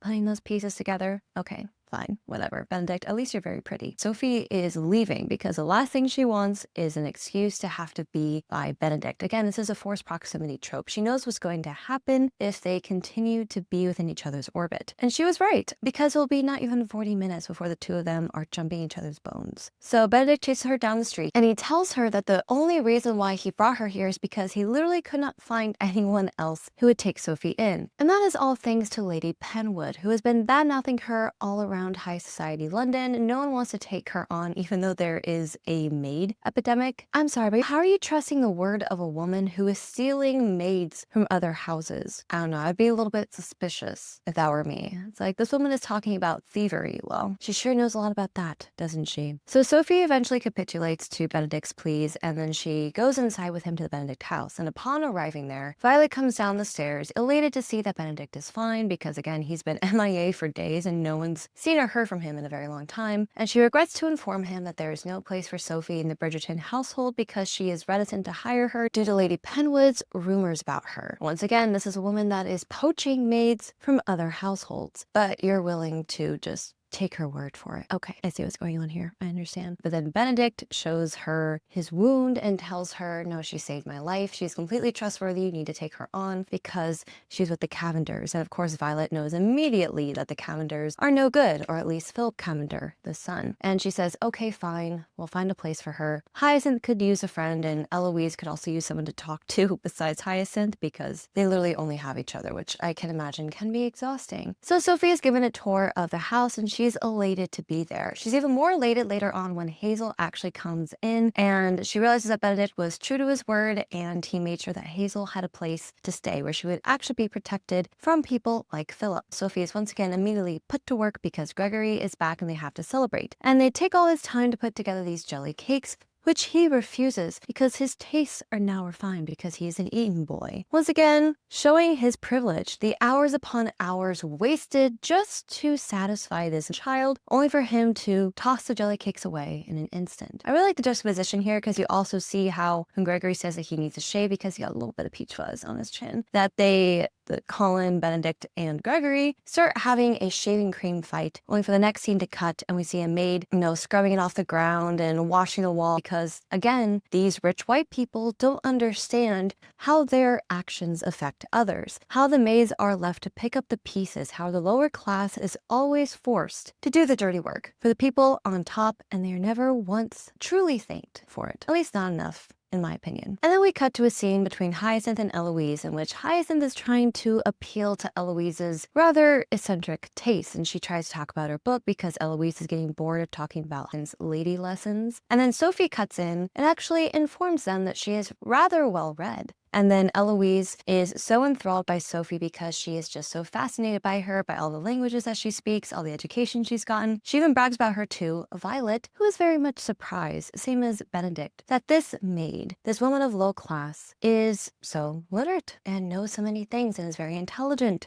and inquisitive, and she clocks it very quickly that Sophie is not being entirely truthful about where she came from. So she starts to interrogate Sophie in a very kind, gentle way, and Sophie always finds a way or an excuse to rebuff her or just to deflect the question in a different direction. Violet doesn't press her too hard, she lines up a little bit, and then she just lets her go. Meanwhile, on the other side of town, Francesca and John are trying to liven up their sex life a little bit, or at least Francesca is. She so desperately wants to give John children, and according to John, that only happens if a woman pinnacles. So she does her best to nearly tackle him. And John said he actually likes it. And the reason why he hasn't been more forward with her is because he wasn't sure if she was willing to, go the extra mile, and he wanted her to warm up to him a little bit more, because even though they were generally sweet, season 3, they understood each other on an emotional level, they didn't really understand each other on a sexual level. So he was trying to get her to that point, and I really like the fact that they're actually talking as a couple in a mature and healthy way. I know, such a surprise in this show, honestly, and how he's trying to meet her where she's at. I really like that. John is my favorite character of the show, can you tell? And then we cut back to the Benedict drama of it all with the Queen, who is bored with all the maid war drama. She doesn't even think that she has maids because, once again, she is blind to the invisible labor of people in her own castle. And then when she inquires about Benedict, it's insinuated that Benedict has found someone, but it's the Silver Lady. He doesn't know who she is because he met her at the ball. And Lady Danbury brings this up because she wants to push Lady Mondrick onto the Queen and make her realize, while this woman's so impressive, she's able to solve this grand mystery, which again did not happen in the book. But I guess we have to make these characters useful, or at least justify their time on the screen. And again, that's not me being upset at the characters themselves. It's just the way that the writers are just forcing all these characters onto us that really are insignificant in the grand scheme of things, because they don't really further the plot other than to just throw in random landmines that just add in some drama, so that way the 8 episodes don't need to be condensed to 4, essentially. So Lady Mondrick says that she has an idea of who could be the Lady in Silver. She thinks that it's this woman named Miss Hollis, who just so happens to also not be able to dance at all. And the information is shared with Violet, who then tells it to Benedict, and then she invites the Hollises over to her house to see if she is truly the Lady in Silver. But as we all know, as the viewers, she is not. She's still a quiet, gentle, very kind woman. And Sophie is actually tending to this little charade, so to speak. And Benedict is looking at Miss Hollis, trying to glean anything from her. And he realizes that, oh, she never actually made it to the ball in the first place. She didn't wear a costume or anything. And she's just not Sophie. And then Sophie pours hot tea on his hand. He curses and drops his teacup. She apologizes. The Hollises leave, and so does Violet.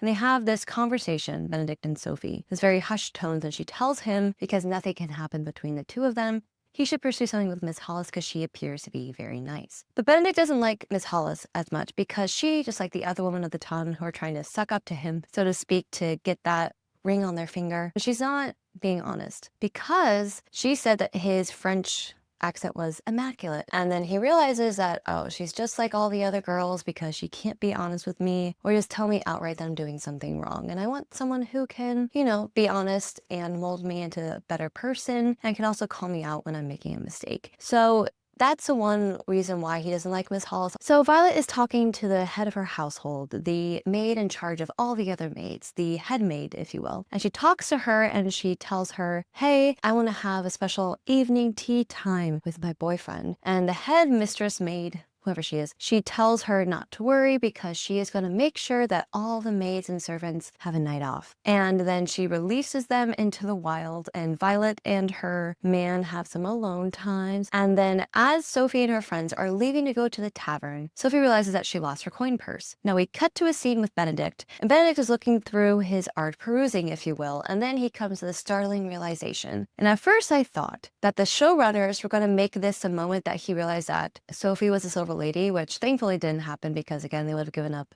the ghost a little too soon. But it turns out that what he is enlightened, what he comes to realize, his come to Jesus moment, if you will, is not that Sophie is a silver lady, but it is that the silver lady is a fantasy of a woman that he has built up in his head, a woman that isn't even real, not because the silver lady is a ghost that doesn't exist, but because he's projected so much of his emotions onto her that he has fallen in love with an idea of her, right? And Sophie is living, breathing flesh and blood right in front of him. He knows her somewhat intimately, and he would much rather be with a real person. And so he goes to the servant quarters to confess his love for Sophie. They end up kissing, and then they start dry humping up against a wall. He starts fingering her. It's an interesting scene, to say the least. And just as they are about to take it one step further, Benedict asks Sophie if she wants to be his mistress. Sophie immediately sobers up, and then she hears her friend calling up to her, and she goes back down with the servants to go to the tavern and try to forget that this ever happened. Benedict doesn't fight it, and he just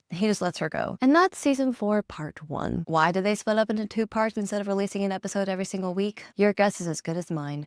Then we open up to part 2 of season 4, episode 5. It's titled Yes and No. Check this box. Benedict has given her an offer to be his mistress, which we know Sophie doesn't want because she was a result of an affair between her father and her mother, a maid. And she is struggling because on the one hand, she doesn't want to push this kind of life onto a child. And that's just the unfortunate consequence of having sex sometimes. And on the other hand, she really wants to be with Benedict. We have the fantasy, we have the reality. And unfortunately, Sophie is caught between the two of them. And she is forced to have to make a decision. Reject Benedict and stand by her morals, or give in and become this accessory on his arm that is never going to be in a legitimate relationship. Her children, their children are never going to be legitimate, and he's going to be ostracized from society and forced to never speak to his family ever again. It's like they were erased from the face of the earth. Even though they're technically living on their family's property, it's very confusing. So season 4, episode 5 picks up with Sophie in a tavern with her friends contemplating Benedict's offer. Benedict is trying to solve his wounds of being rejected by the woman that he loves by sitting in a room by himself. Lady Violet, her boyfriend, have officially had their first night together as a couple. Don't get too attached because, again, they're not going to be together by the end of the season. That was so worth our time. Thanks, guys. And so we open up in a new scene where Sophie receives a letter from Benedict asking her if she will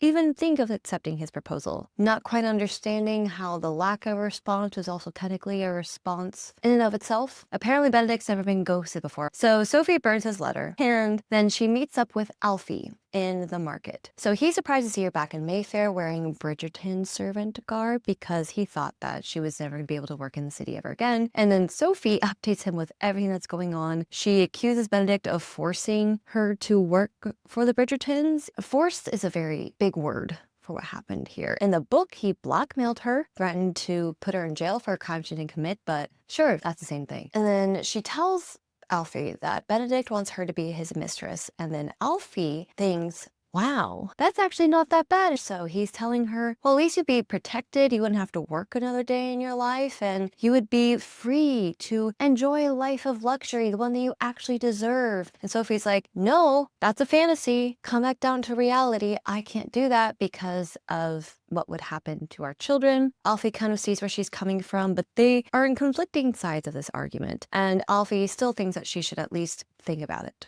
And then Benedict confides in Lord Mondrich because we need him to do something this season, apparently. And essentially being the bartender equivalent of an armchair psychologist, He talks to Benedict about his problems, and he reminds Benedict that the reality of the situation is that even though they would be together, it's always worse for her, and it's not going to be perfect. There's no way to get out of the situation unscathed. Either Sophie is going to be screwed over when Benedict eventually marries a true lady, or he is going to be ruined forever, basically cast out of society and only to never be seen ever again. Neither of those options are great options. And then we cut to Francesca and John, because in the previous episode, episode 4, Michaela arrived at their doorstep and then essentially invited herself back to their home of the newlyweds, and she has been taking up residence there ever since. And Francesca is bristling at her presence, not just because she is sexually attracted to Michaela and that is ruining things she believes for her marriage between her and John, but also because Michaela keeps John, her husband, whom she wants to sleep with in order to have children, up until 4. It's kind of hard to commit to lovemaking when your husband passes out drunk and delusional every day at 4 a.m. So she's upset because she feels like her home, her livelihood, her peace is being stomped on by Michaela. And I have to say, I kind of agree a little bit. I understand that you miss your cousin John, but he's married now. Babe, he's committed to someone else, not you. I don't want to sound too mean to Michaela because I know she's a product of some really misguided writing on the showrunner's part, but it's kind of hard to not hate her knowing that she technically is the wedge between these two people and that unfortunately her presence means that John is going to have to die. I think that's why I'm really upset at her. It's not because I hate her as a character, I hate her as a person, I hate the actress who plays her. I think she does a great job. But it just means that my dear sweet John, my sweet baby, my favorite character has to die. I think that's why I really don't like her. Like, it's almost like character assassination on purpose. They're ruining Michaela prematurely. And unfortunately, they don't do too much this season to make us like her all that much. In the books, Francesca and Michael, because again, it's a Michael in the books, Francesca and Michael are actually friendly. They are good friends. So they don't have this weird like sexual friction between the two of them. I don't like how they treated Francesca's character this season at all with her and Michaela. It makes sense for them to be friends because why would they not be? They're both two women who both love John. It doesn't make any sense, but don't worry. Like the next couple of episodes, Francesca and Michaela start to become friends and then Michaela leaves after John dies. Sophie realizes that she can no longer stay at the Bridgerton house because Benedict is there all the time. And she knows that if she rejects him and his offer, then she's gonna have to find employment somewhere else. So she tells Lady Bridgerton that it's just not working out for her. She can't stay here anymore. She needs to go find another place to work. And Lady Bridgerton is not exactly happy about it, but what is she gonna do? Force this poor woman to stay there? So she tells her, okay, she has her suspicions of what's going on between Sophie and her son. And she tells her, don't worry, I will give you a nice letter of introduction, like a letter of recommendation for your next employer. So that way they know what an amazing maid you are. But she has some suspicions about who Sophie really is. So she enlists the help of the head of her house, Lady Wilson. So Miss Wilson goes to the servant market, try to fish around and get some juicy gossip from the other maids because apparently now she's a bit. And word on the street is that the Penwoods are actually moving next door to the Bridgertons. And then one of the Penwood maids talks about Sophie and how she allegedly stole these clips, these shoe clips that she then sold and pawned off to someone else in order to get some extra money. And that's why Lady Penwood fired her. And it turns out that Lord Penwood, the cousin to Sophie's father, kicked them out of the house because he recently got married to Cressida Cowper. And then Penelope hears this bit of juicy gossip about the mistress, the one that Benedict's friend was with, and apparently Benedict was also with in the beginning of the season. So this mistress was essentially called out, and Hillcox, the man who was cheating on his wife with this woman, is forced to break up the affair. And Penelope, this woman who did not want to ruin people, now ruined this woman's life. And she says, we were in love, what were we supposed to do? And Penelope was like, people were assuming things. And then the woman told her, and you legitimize it because people look up to you and they respect you now that you're a Bridgerton. Everything that you say is true. You just have to believe it. You didn't have to call me out. Now you're finally deciding to use people's names, even though she was not using people's names anymore. Its whole trajectory with Lady Whistledown just makes absolutely no sense to me. It just makes no sense. So this woman rightfully chews Penelope out for the role that she played in her life. And Penelope realizes that she is a coward who cannot handle ruining people's lives anymore. So she pleads with the queen to make her stop writing. And the queen says no, because you're too entertaining to me and I don't want you to stop. So now Penelope is in a prison of her own making. And you know what? She kind of deserves it, in my opinion. And then we cut back to John and Francesca. Francesca is trying to push these men at Michaela to distract her from her husband so she can hang out with John. And Michaela is not very happy about that. And John is even less than enthused because he told Francesca that he is not going to force any suitors on Michaela. Because at least in my mind, it's insinuated that he knows that she likes women. So he's trying to protect her, which makes sense. He's a good cousin. And just a good man overall. He's a good ally. I like that. So Francesca doesn't respect his wishes, and then she forces these men to talk to Michaela. Michaela doesn't like it, so she retreats to the lounge. Francesca apologizes to her, and then the two of them play this drinking game, and then Francesca wakes up the next morning hungover. It's kind of funny, I guess. Why didn't they do this the entire time, you may ask? We'll never know, because it might have made this show actually more enjoyable. God forbid. And then Benedict tries to approach Sophie once again, and she doesn't tell him that she is quitting, but she does tell him that she does not want to be his mistress, and she explains it to him. Believe me, they have the same conversation 5 more times before they eventually just get together. And then Benedict, because he is feeling a little bit lonely, he goes to find his brothers, Gregory and Colin, who are talking about women and getting married, because Gregory is romantic and he wants to find his soulmate, and he immediately falls in love with every girl that he sees, which I actually kind of like that change. I hate it that every single man in the Bridgerton universe, besides John, is a rake, and I'm glad that they're changing that because it's getting a little bit tiring after a while. So Benedict goes to give his piece of advice as one of the more experienced men with women amongst this group of virgins and Colin. And so he is trying to give his 2 cents. Gregory tells him, well, you're not married, so your opinion doesn't matter. As someone who has been in that situation, in which I'm one of the more experienced daters of the group, even though I had that experience, and believe you me, even single people who are dating, they do have good opinions and good advice to give to people.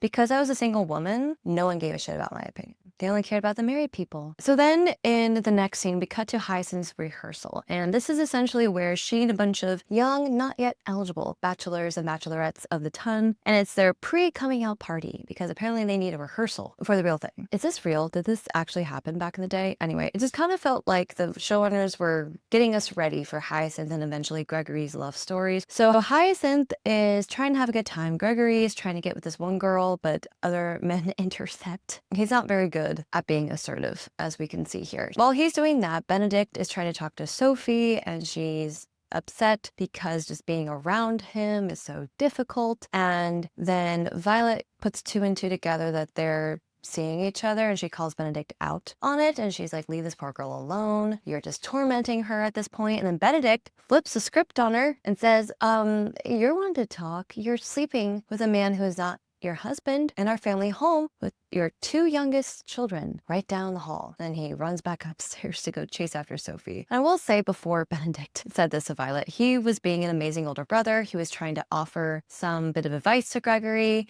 He was also dancing with Hyacinth, and he was actually there on time. May I remind you, for one of the first times this entire season, thank you very much. He's on time, and he dances with Hyacinth, and he's just so sweet to her. Why did we have this Benedict the entire time? And he's also a very good brother to Eloise still. They still have their little, like chats on the swings. I really enjoy those scenes. I really do. And yeah, I just kind of wish that we got more of this Benedict instead of the one that wanted to have threesomes and sleep with everyone in town all the time. Just hang out with your family. I know, crazy concept. They're everywhere, but still, you just literally did your absolute best to not be around them, which I get it, they can be a lot. And I do also want to mention that another reason why Sophie kind of freaked out at this moment is that she found out who the neighbors are, and it's Lady Penwood, Araminta, and her 2 daughters. So she runs upstairs, Benedict follows after her, they confess their love for each other, and then they have sex. And it's a bathtub scene, just to give you a sense of the semantics of it all. And that's episode 5. So the title of this episode is called The Passing Winter. And Sophie and Benedict wake up. It's the morning after. Sophie has some regrets about her decision, but overall Benedict is a happy camper, and he starts brainstorming how they're going to live their lives together. And ultimately, he wants the Crabtrees to start preparing Aubrey Hall because he wants to live there with Sophie. Because even though I don't think they explicitly mentioned it in this season, in the book, Benedict really likes the country, and he told Sophie that the first time they were together, and that's why he wants to go live in the country with her. But in the show, I guess it's just because there they are free to be themselves, and that was when they were at their happiest, and they didn't have to worry about what other people thought about their relationship. relationship and they're just free to be themselves, which I think is actually really cute. So he starts brainstorming that and drawing a little sketch of her for that. And Sophie does eventually find the sketches of the Silver Lady and realizes that, oh, he's still in love with her. But Benedict eventually rebuffs this claim and says, that's not really what I want anymore. What I want is you because you're real and she's a fantasy. And now, of course, Sophie is terrified that she's going to get pregnant. So Sophie is now keeping track of her period because she was a virgin before she met Benedict, and now she's worried that she might be with child, the one thing that she's afraid of. And then we cut to Kate and Anthony, who've just had their child, really cementing that theme in there real fast. Anthony arrives back in town. And this is where I got to see and feel a lot of the Peter Pan parallels here. Allow me to explain that. So Peter Pan is a boy who doesn't want to grow up. He has his little team of lost boys on Neverland. He has a little assistant named Tinkerbell, and his antagonist is Captain Hook, the physical embodiment of adulthood, the one who reminds him of the inevitability of life, of the fact that one day Benedict / Peter Pan is going to have to grow up and eventually die, right? That's the true fear of Peter Pan. It's not just the fear of growing up and having to succumb to society's expectations and having all these responsibilities just thrust upon him. It's also the fear of his own mortality, which is why he is an immortal child. He is terrified of what comes beyond the grave, even though one of his famous taglines is, dying must be an amazing adventure. It's all a projection of the utter and complete terror that is what he truly fears, which is death. Because even though dying is a greatest adventure, it's one that he's never going to experience, which is why he always scoffs on society's expectations. Meanwhile, Wendy, aka Sophie, was forced to grow up prematurely. She was raised by a very strict father who forced responsibility onto her, made her a somewhat part-time nanny for her own brothers, who started pushing her into this maternal role like she was a smaller version of their mother, in which she wasn't allowed to dream. And in fact, it was nearly beaten out of her. Creativity was nearly destroyed in her childhood because her father wanted her to grow up and be serious. And even her brothers didn't have the same expectations as her. She had way more responsibility thrust upon her than them. And they were allowed to more or less sit back, relax, and just focus on just being themselves. And in a way, Lady Penwood is also another version of Captain Hook, or the antagonist, the Mr. Darling to Sophie's Wendy. In this case, it is actually Anthony, who is the Captain Hook to Benedict's Peter Pan, the man who swashbuckles in an outfit that is very reminiscent of a pirate's outfit, and reprimands Benedict for being childish, reminding him of his place, reminding him that he has a responsibility to this family, of marrying well, of having a child. And even though Benedict reminds him that technically what he does doesn't really matter in the grand scheme of things, it still comes back to reflect on the family. If he does not marry well, if he involves himself in this scandal, then Eloise and Hyacinth may never find proper matches. They may never marry him because no one is going to want to taint their family name with the Bridgertons ever again. But apparently when the Bridgerton boys slept all around Mayfair, that wasn't enough of a dent in the reputation. So Anthony comes back, reprimands Peter Pan / Benedict for being a child and that he needs to grow up and face reality. And then we cut to Lady Penwood's house, in which she is talking about Sophie, and Lady Penwood tells us that she's planning on finding Sophie and throwing her in jail for stealing her shoe clips. Now Posey feels a little remorseful because again, she was the one who gave Sophie those shoe clips. And then Posey is now stuck between a rock and a hard place. Does she confess to her mother that she gave Sophie the shoe clips? Or does she just make sure that Sophie stays hidden where Lady Penwood can never find her? Now we cut to Lady Cressida Penwood, if you will. She is happy in her new home, and it is bright pink.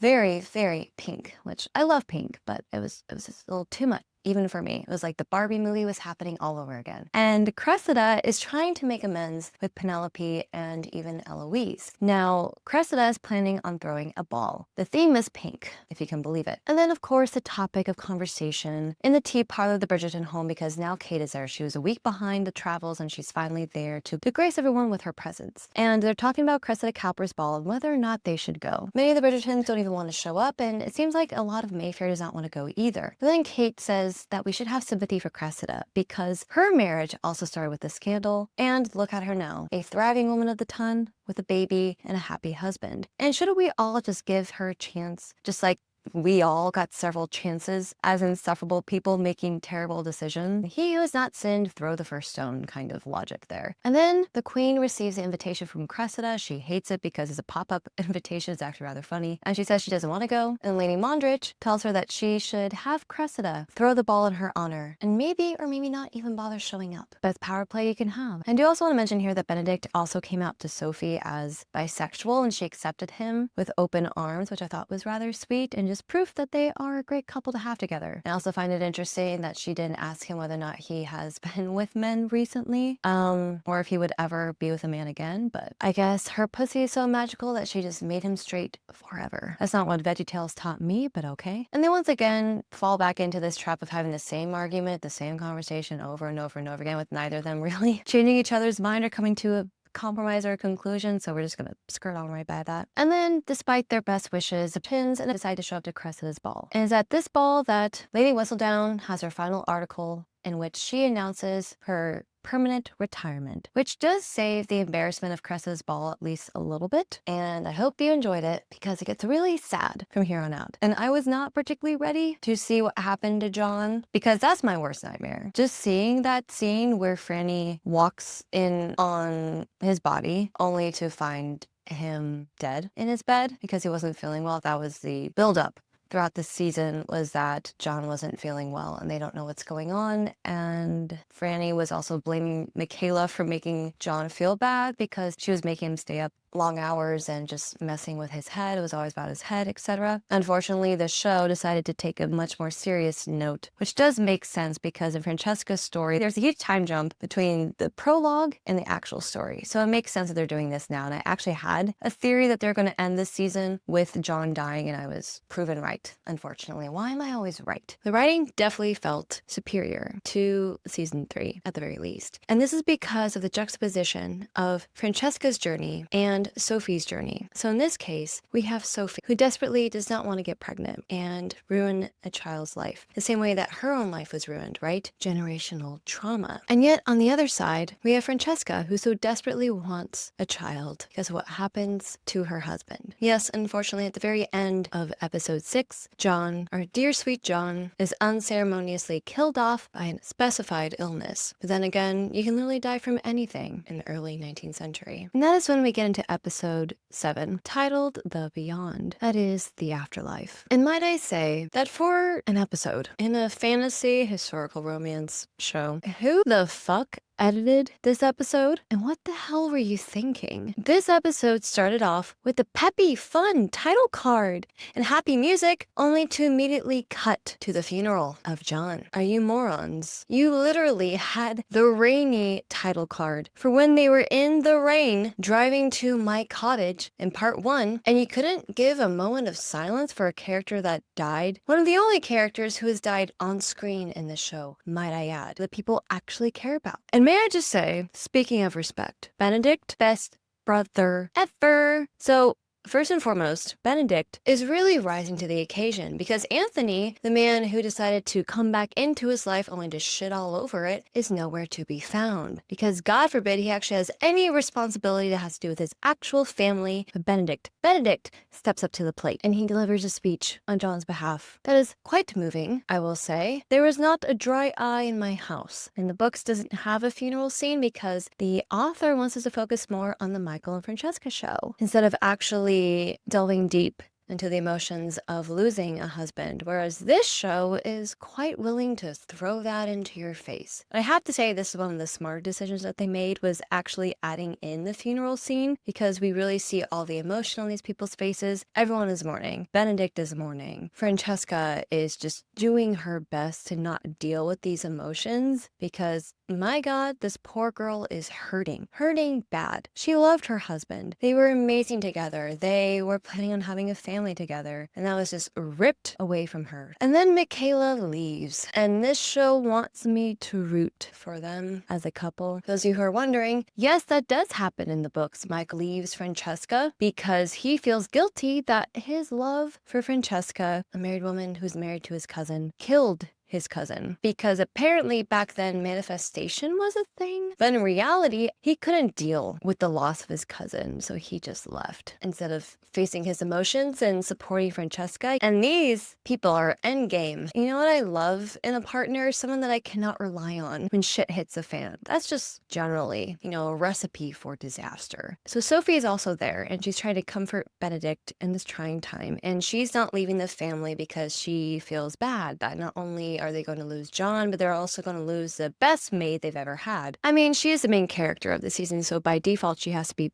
the best at everything. And she's there to comfort Benedict and the family. She doesn't want to leave just yet. And the family is very grateful to her for it. Benedict knows that she's still not quite feeling situationship that they have going on. And he's just trying to navigate his own emotions in the moment. And he's trying to be there for Francesca, unlike Anthony, who is MIA at the moment. So Francesca, bless her heart, thinks that she is pregnant. And so when the manager of John Kilmartin's estate comes in to figure out his assets, to figure out who is going to inherit his estate, he finds out that Francesca believes that she is pregnant, and he knows, and the manager of the estate says, well, we have to make sure that you're actually pregnant. Cue the worst scene of this season. Horrifying, horrific, just the absolute worst. And you know what? It works.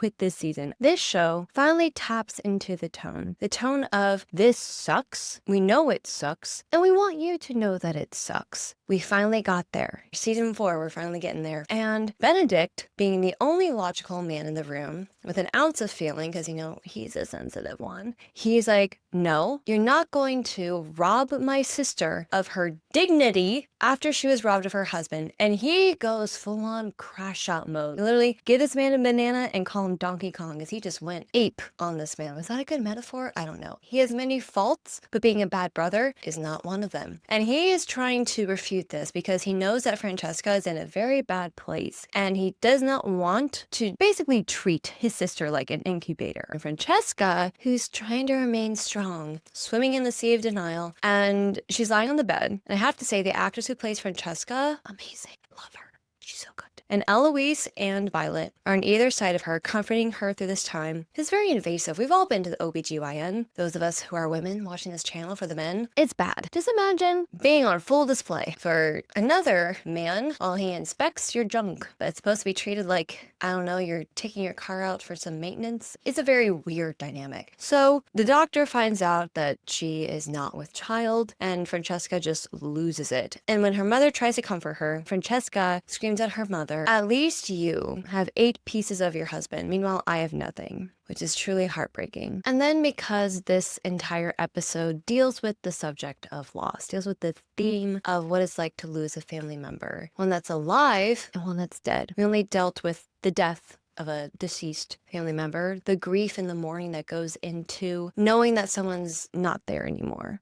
knowing that they're gone forever, you're never going to get them back. And then we cut to Violet talking to Benedict about his life with Sophie. She knows his plan to move to Aubrey Hall, and with tears in her eyes, she tells him that if he chooses this life, he might as well be dead. Which I really liked how they tie that in, because it's a very strange reality, cutting someone out of your life, acting like they are dead, knowing full well that they are alive. And I think it's really poetic how the show did that, and I wish they would have more instances like this in the show going forward, because at least the writing is finally starting to get good a little bit. Notice that I'm singing the show's praises because mostly the show has been focused on the Bridgertons and no one else. And Benedict realizes that when he chooses Sophie, he is choosing a life in which his family, the one thing that he hates, is no longer going to be an option for him. And I think that's a very interesting aspect of the life of someone who's been ostracized. So Benedict has a lot of very tough choices to make. And poor Franny, poor Francesca, she could not play her piano. It breaks my heart. But also we didn't see her play the piano this entire season, so maybe next time, season showrunners, less useless side characters that don't even talk to our main characters until the last episode, and more Francesca playing the piano, thank you. And then Michaela, before she abandons Francesca, basically tells her that everything that Francesca is doing is wrong with the funeral, because you can't be sad when someone dies, right? No, we have to enjoy his life. I will say this. The way that Michaela is going about this is just wrong. Francesca was trying her best to make the whole funeral perfect. She just wanted everyone to be happy. She's just trying to be the perfect hostess. Similar to Eloise and Hyacinth, I'm just making that connection now. Whereas Eloise wanted to enforce her own ideals onto Hyacinth, Michaela is doing the exact same thing to Francesca. She's saying, no, what you're doing is wrong. What I want is right. And therefore, we have to do what I want, and then paint it as the right decision the whole time, which I don't agree with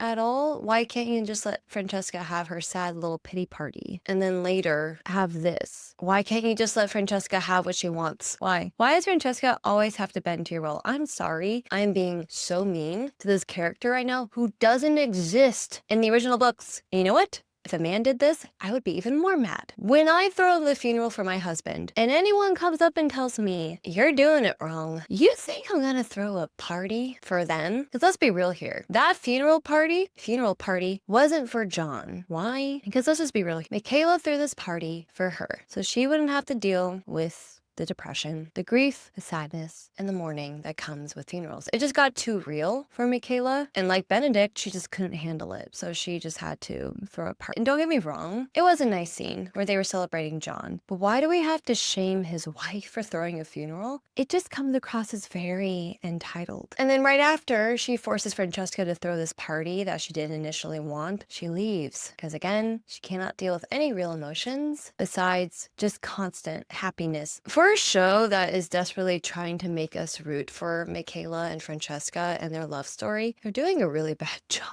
I'm trying so hard to like Michaela because I do want to give her a chance, and it's not the actress's fault. I feel like this show is throwing her to the wolves because, as we know, the Bridgerton fandom is not exactly the most welcoming to certain people on this show. So yeah, I don't want to be lumped in with those people. Please understand this. When I complain about a character, it's not because of the color of their skin, but the content of their character. I just don't like the characters that are useless. And believe you me, most of the characters that are useless, and you know what? The most useless characters in my mind are Colin, Penelope, and her baby. Where has this baby been the entire show? Where did it go? Where is it? What's going on? Also, the maid wars are really stupid. So moving on, Sophie is arrested by Lady Penwood, who finds out that Sophie is working at Bridgerton House. So she sends the magistrate or the police over. They have her arrested and she's thrown in jail because she stole Araminta's shoe clips. Now, in the book, she did steal them. In the show, she did not. So, one point. So, moving on to episode 8. Sophie's in prison. Araminta goes there to rub her success in Sophie's face. Also, by the way, Rosamond, her daughter, is now betrothed to a man who doesn't really love the real her because, again, Rosamond is just playing a part in order to get a man to marry her. It's kind of a weird dude, if I'm being honest. And apparently, he's being offered quite a big sum for a dowry. How could Lady Penwood possibly afford such a dowry? Well, it turns out that she took Sophie's dowry, combined it with Rosamond's in order to basically sell her daughter to this man, which is really sad when you think about it. And by this time, Benedict has put 2 and 2 together that Sophie is a lady in silver, and he goes to the jail and essentially argues with Lady Penwood there, and they try to get Sophie released, but her case goes to trial, and Lady Penwood is arguing with the judge. The judge is yelling at her. She's upset that the Bridgertons are even there to defend Sophie, and essentially it's a he said, she said situation. And the ironic thing is that Lady Bridgerton acts like such a nepo baby here because she's like, oh, he will listen to us. You want to know why? Because his brother is a Viscount, and his sister is married to the Duke of Hastings, whom we have not seen for the past 3 seasons because of a certain fandom that basically chased him away. So the judge just decides to let this write itself out, I suppose, because again, in the book, the magistrate also did not want to deal with this situation, and he just ended up dropping the charges at the end. So that was interesting. So Sophie is temporarily staying at the Bridgerton house. Benedict is upset at her because she did not tell him that she was a silver lady, and it's a whole mess. Again, the miscommunication trope. So dumb. So dumb. I hate it, and I'm tired of it because, you know, it's the laziest trope out there in romance novels and stories. TV shows, movies, just across the board, very lazy. But Benedict just cannot stay mad at Sophie. And she tells him, well, even if we did get married, you would have no dowry from me because my father left me with nothing. And Benedict, you know, the dumbest person in the room, asks her point blank, did you see the will where it said he left you with nothing? And Sophie, the supposedly smart person in this relationship, was like, no, I never did. And again, this would have made so much more sense if when her father died, she was a child and Lady Penwood forced to become a maid from a very young age, because the kind of just blind, indoctrinated loyalty to this maidenhood, to Lady Penwood, and to her role as a maid. No, you have to start that young. I know that. I would know. I grew up in a religious household. You have to start that shit really young. So that way, when they grow up, they are too terrified to leave. You know what I mean? Like, it makes so much sense that a child would blindly believe a woman who has hated them for like 2 months versus a woman who has hated them for years. You're telling me that teenage Sophie, an educated woman, didn't once think to herself, hey, this bitch might be lying. Maybe I should just double check. No? Okay, cool. But Posey knows this. In the book, she found the will amongst other things in her mother's box, and she was able to discern that. Again, Posey and Benedict, two of the dumbest people in this show, are able to put this together before Sophie. So they confront Lady Penwood, talk about the dowry. And again, this is in the presence of the queen. They are trying to appeal to the queen and to her good graces. And they ask her, what happened to the 18,000 pounds that you were supposed to give to Sophie? And they realize that she just added on to Rosamond's dowry for the men in her life that could potentially want her. And Rosamond is affronted by this because it makes her feel like her mother didn't believe that she could just get a husband on her own. Like, no, honey, you're insufferable. That's why she tacked on more money to you. You ever think of that? Rosamond, who was promised to this man for 36,000 pounds, which by today's standards is millions of dollars, believe you me, is now out of an engagement because the man now refused because he no longer has 36,000 pounds as a dowry to deal with Rosamond's bullshit. So he just walks away. And then the queen, upon learning about Sophie's situation, has some sympathy for her and approves of her relationship with Benedict. And the news story is that Sophie is the distant relative, a cousin, mind you, of the Penwoods that no one really knew about until she just magically materialized into high society without a debut. And everyone just has to accept it. And she and Benedict are finally dancing together. Benedict finally asks her the question we've all been wanting him to ask her, which is, Sophie, will you marry me? And she says yes. Now imagine my surprise. 2 weeks later, after first watching the show, and then upon the rewatch, I learned that there is a post-credit scene of them getting married. Super cute, super amazing, loved it. Also cements the fact that this show is turning into a Marvel, by the way, but I digress. Apparently, Shonda Rhimes did not want this wedding scene in the show, which is strange considering that this entire season was built upon whether or not a woman of a lower station and a man of high society could be. This is the one wedding where 2 consenting adults wanted to get married. Shonda Rhimes didn't want it. This was the one thing where I was just really scratching my head, because why would you not want to showcase an actual healthy relationship? I don't know. So in the wedding ceremony, before Sophie walks down the aisle, Penelope turns to Francesca, still a fresh widow, learned that she had no child, learned that she could not sire an heir for her husband, and asks her, do you think you're ever going to get married again? Months after her husband passed away. Y'all, if anyone ever asked me this, months after my husband's funeral, that person will get throat punched so hard, so hard, so hard. Penelope, learn some fucking manners. What is wrong with you? There's a certain etiquette to these things. You don't just ask a woman who just lost her husband months ago, months, if she's ever going to get married again. I know that the show is trying to set it up to where we know that Francesca is going to have her own season where she's going to find love again. But of course it had to be Penelope, my least favorite character of this show. Not because I don't like the actress. She's amazing. She's great. I don't like the character and how this show is treating Penelope. By the way, she's going to be a novelist now. Cool. So Sophie is presented to Benedict, walked down the aisle by Alfie, and they get married, and it's super sweet. She looks amazing, and they seem very happy. And I'm upset that it took me 2 weeks to find that clip, because, by golly, that was adorable. I teared up. I got emotional. This season, maybe because I'm in a vulnerable state right now, or maybe I'm becoming sensitive in my old age, but I actually didn't hate it. That's my overall assessment of this season. Let's just get into the review. Things I liked about this. I liked the Peter connection there. I liked that Benedict was our Peter Pan. I liked that Eloise and his mother were both acting like Tinkerbell at the same time. And also Lady Violet has serious Smee vibes because, man, that poor boy had so much maternal instinct for poor Captain Hook. And it makes sense, right? Because Captain Hook is her son, and she basically held his hand through his relationship. And then all the people that Benedict slept with are basically the Lost Boys. I don't know. And our dear, sweet, lovable Sophie is our Wendy. Rosamund and Posey are basically John and Michael. And Lady Penwood is Mr. Darling. I thought that was a very interesting metaphor. Let me know if that was me really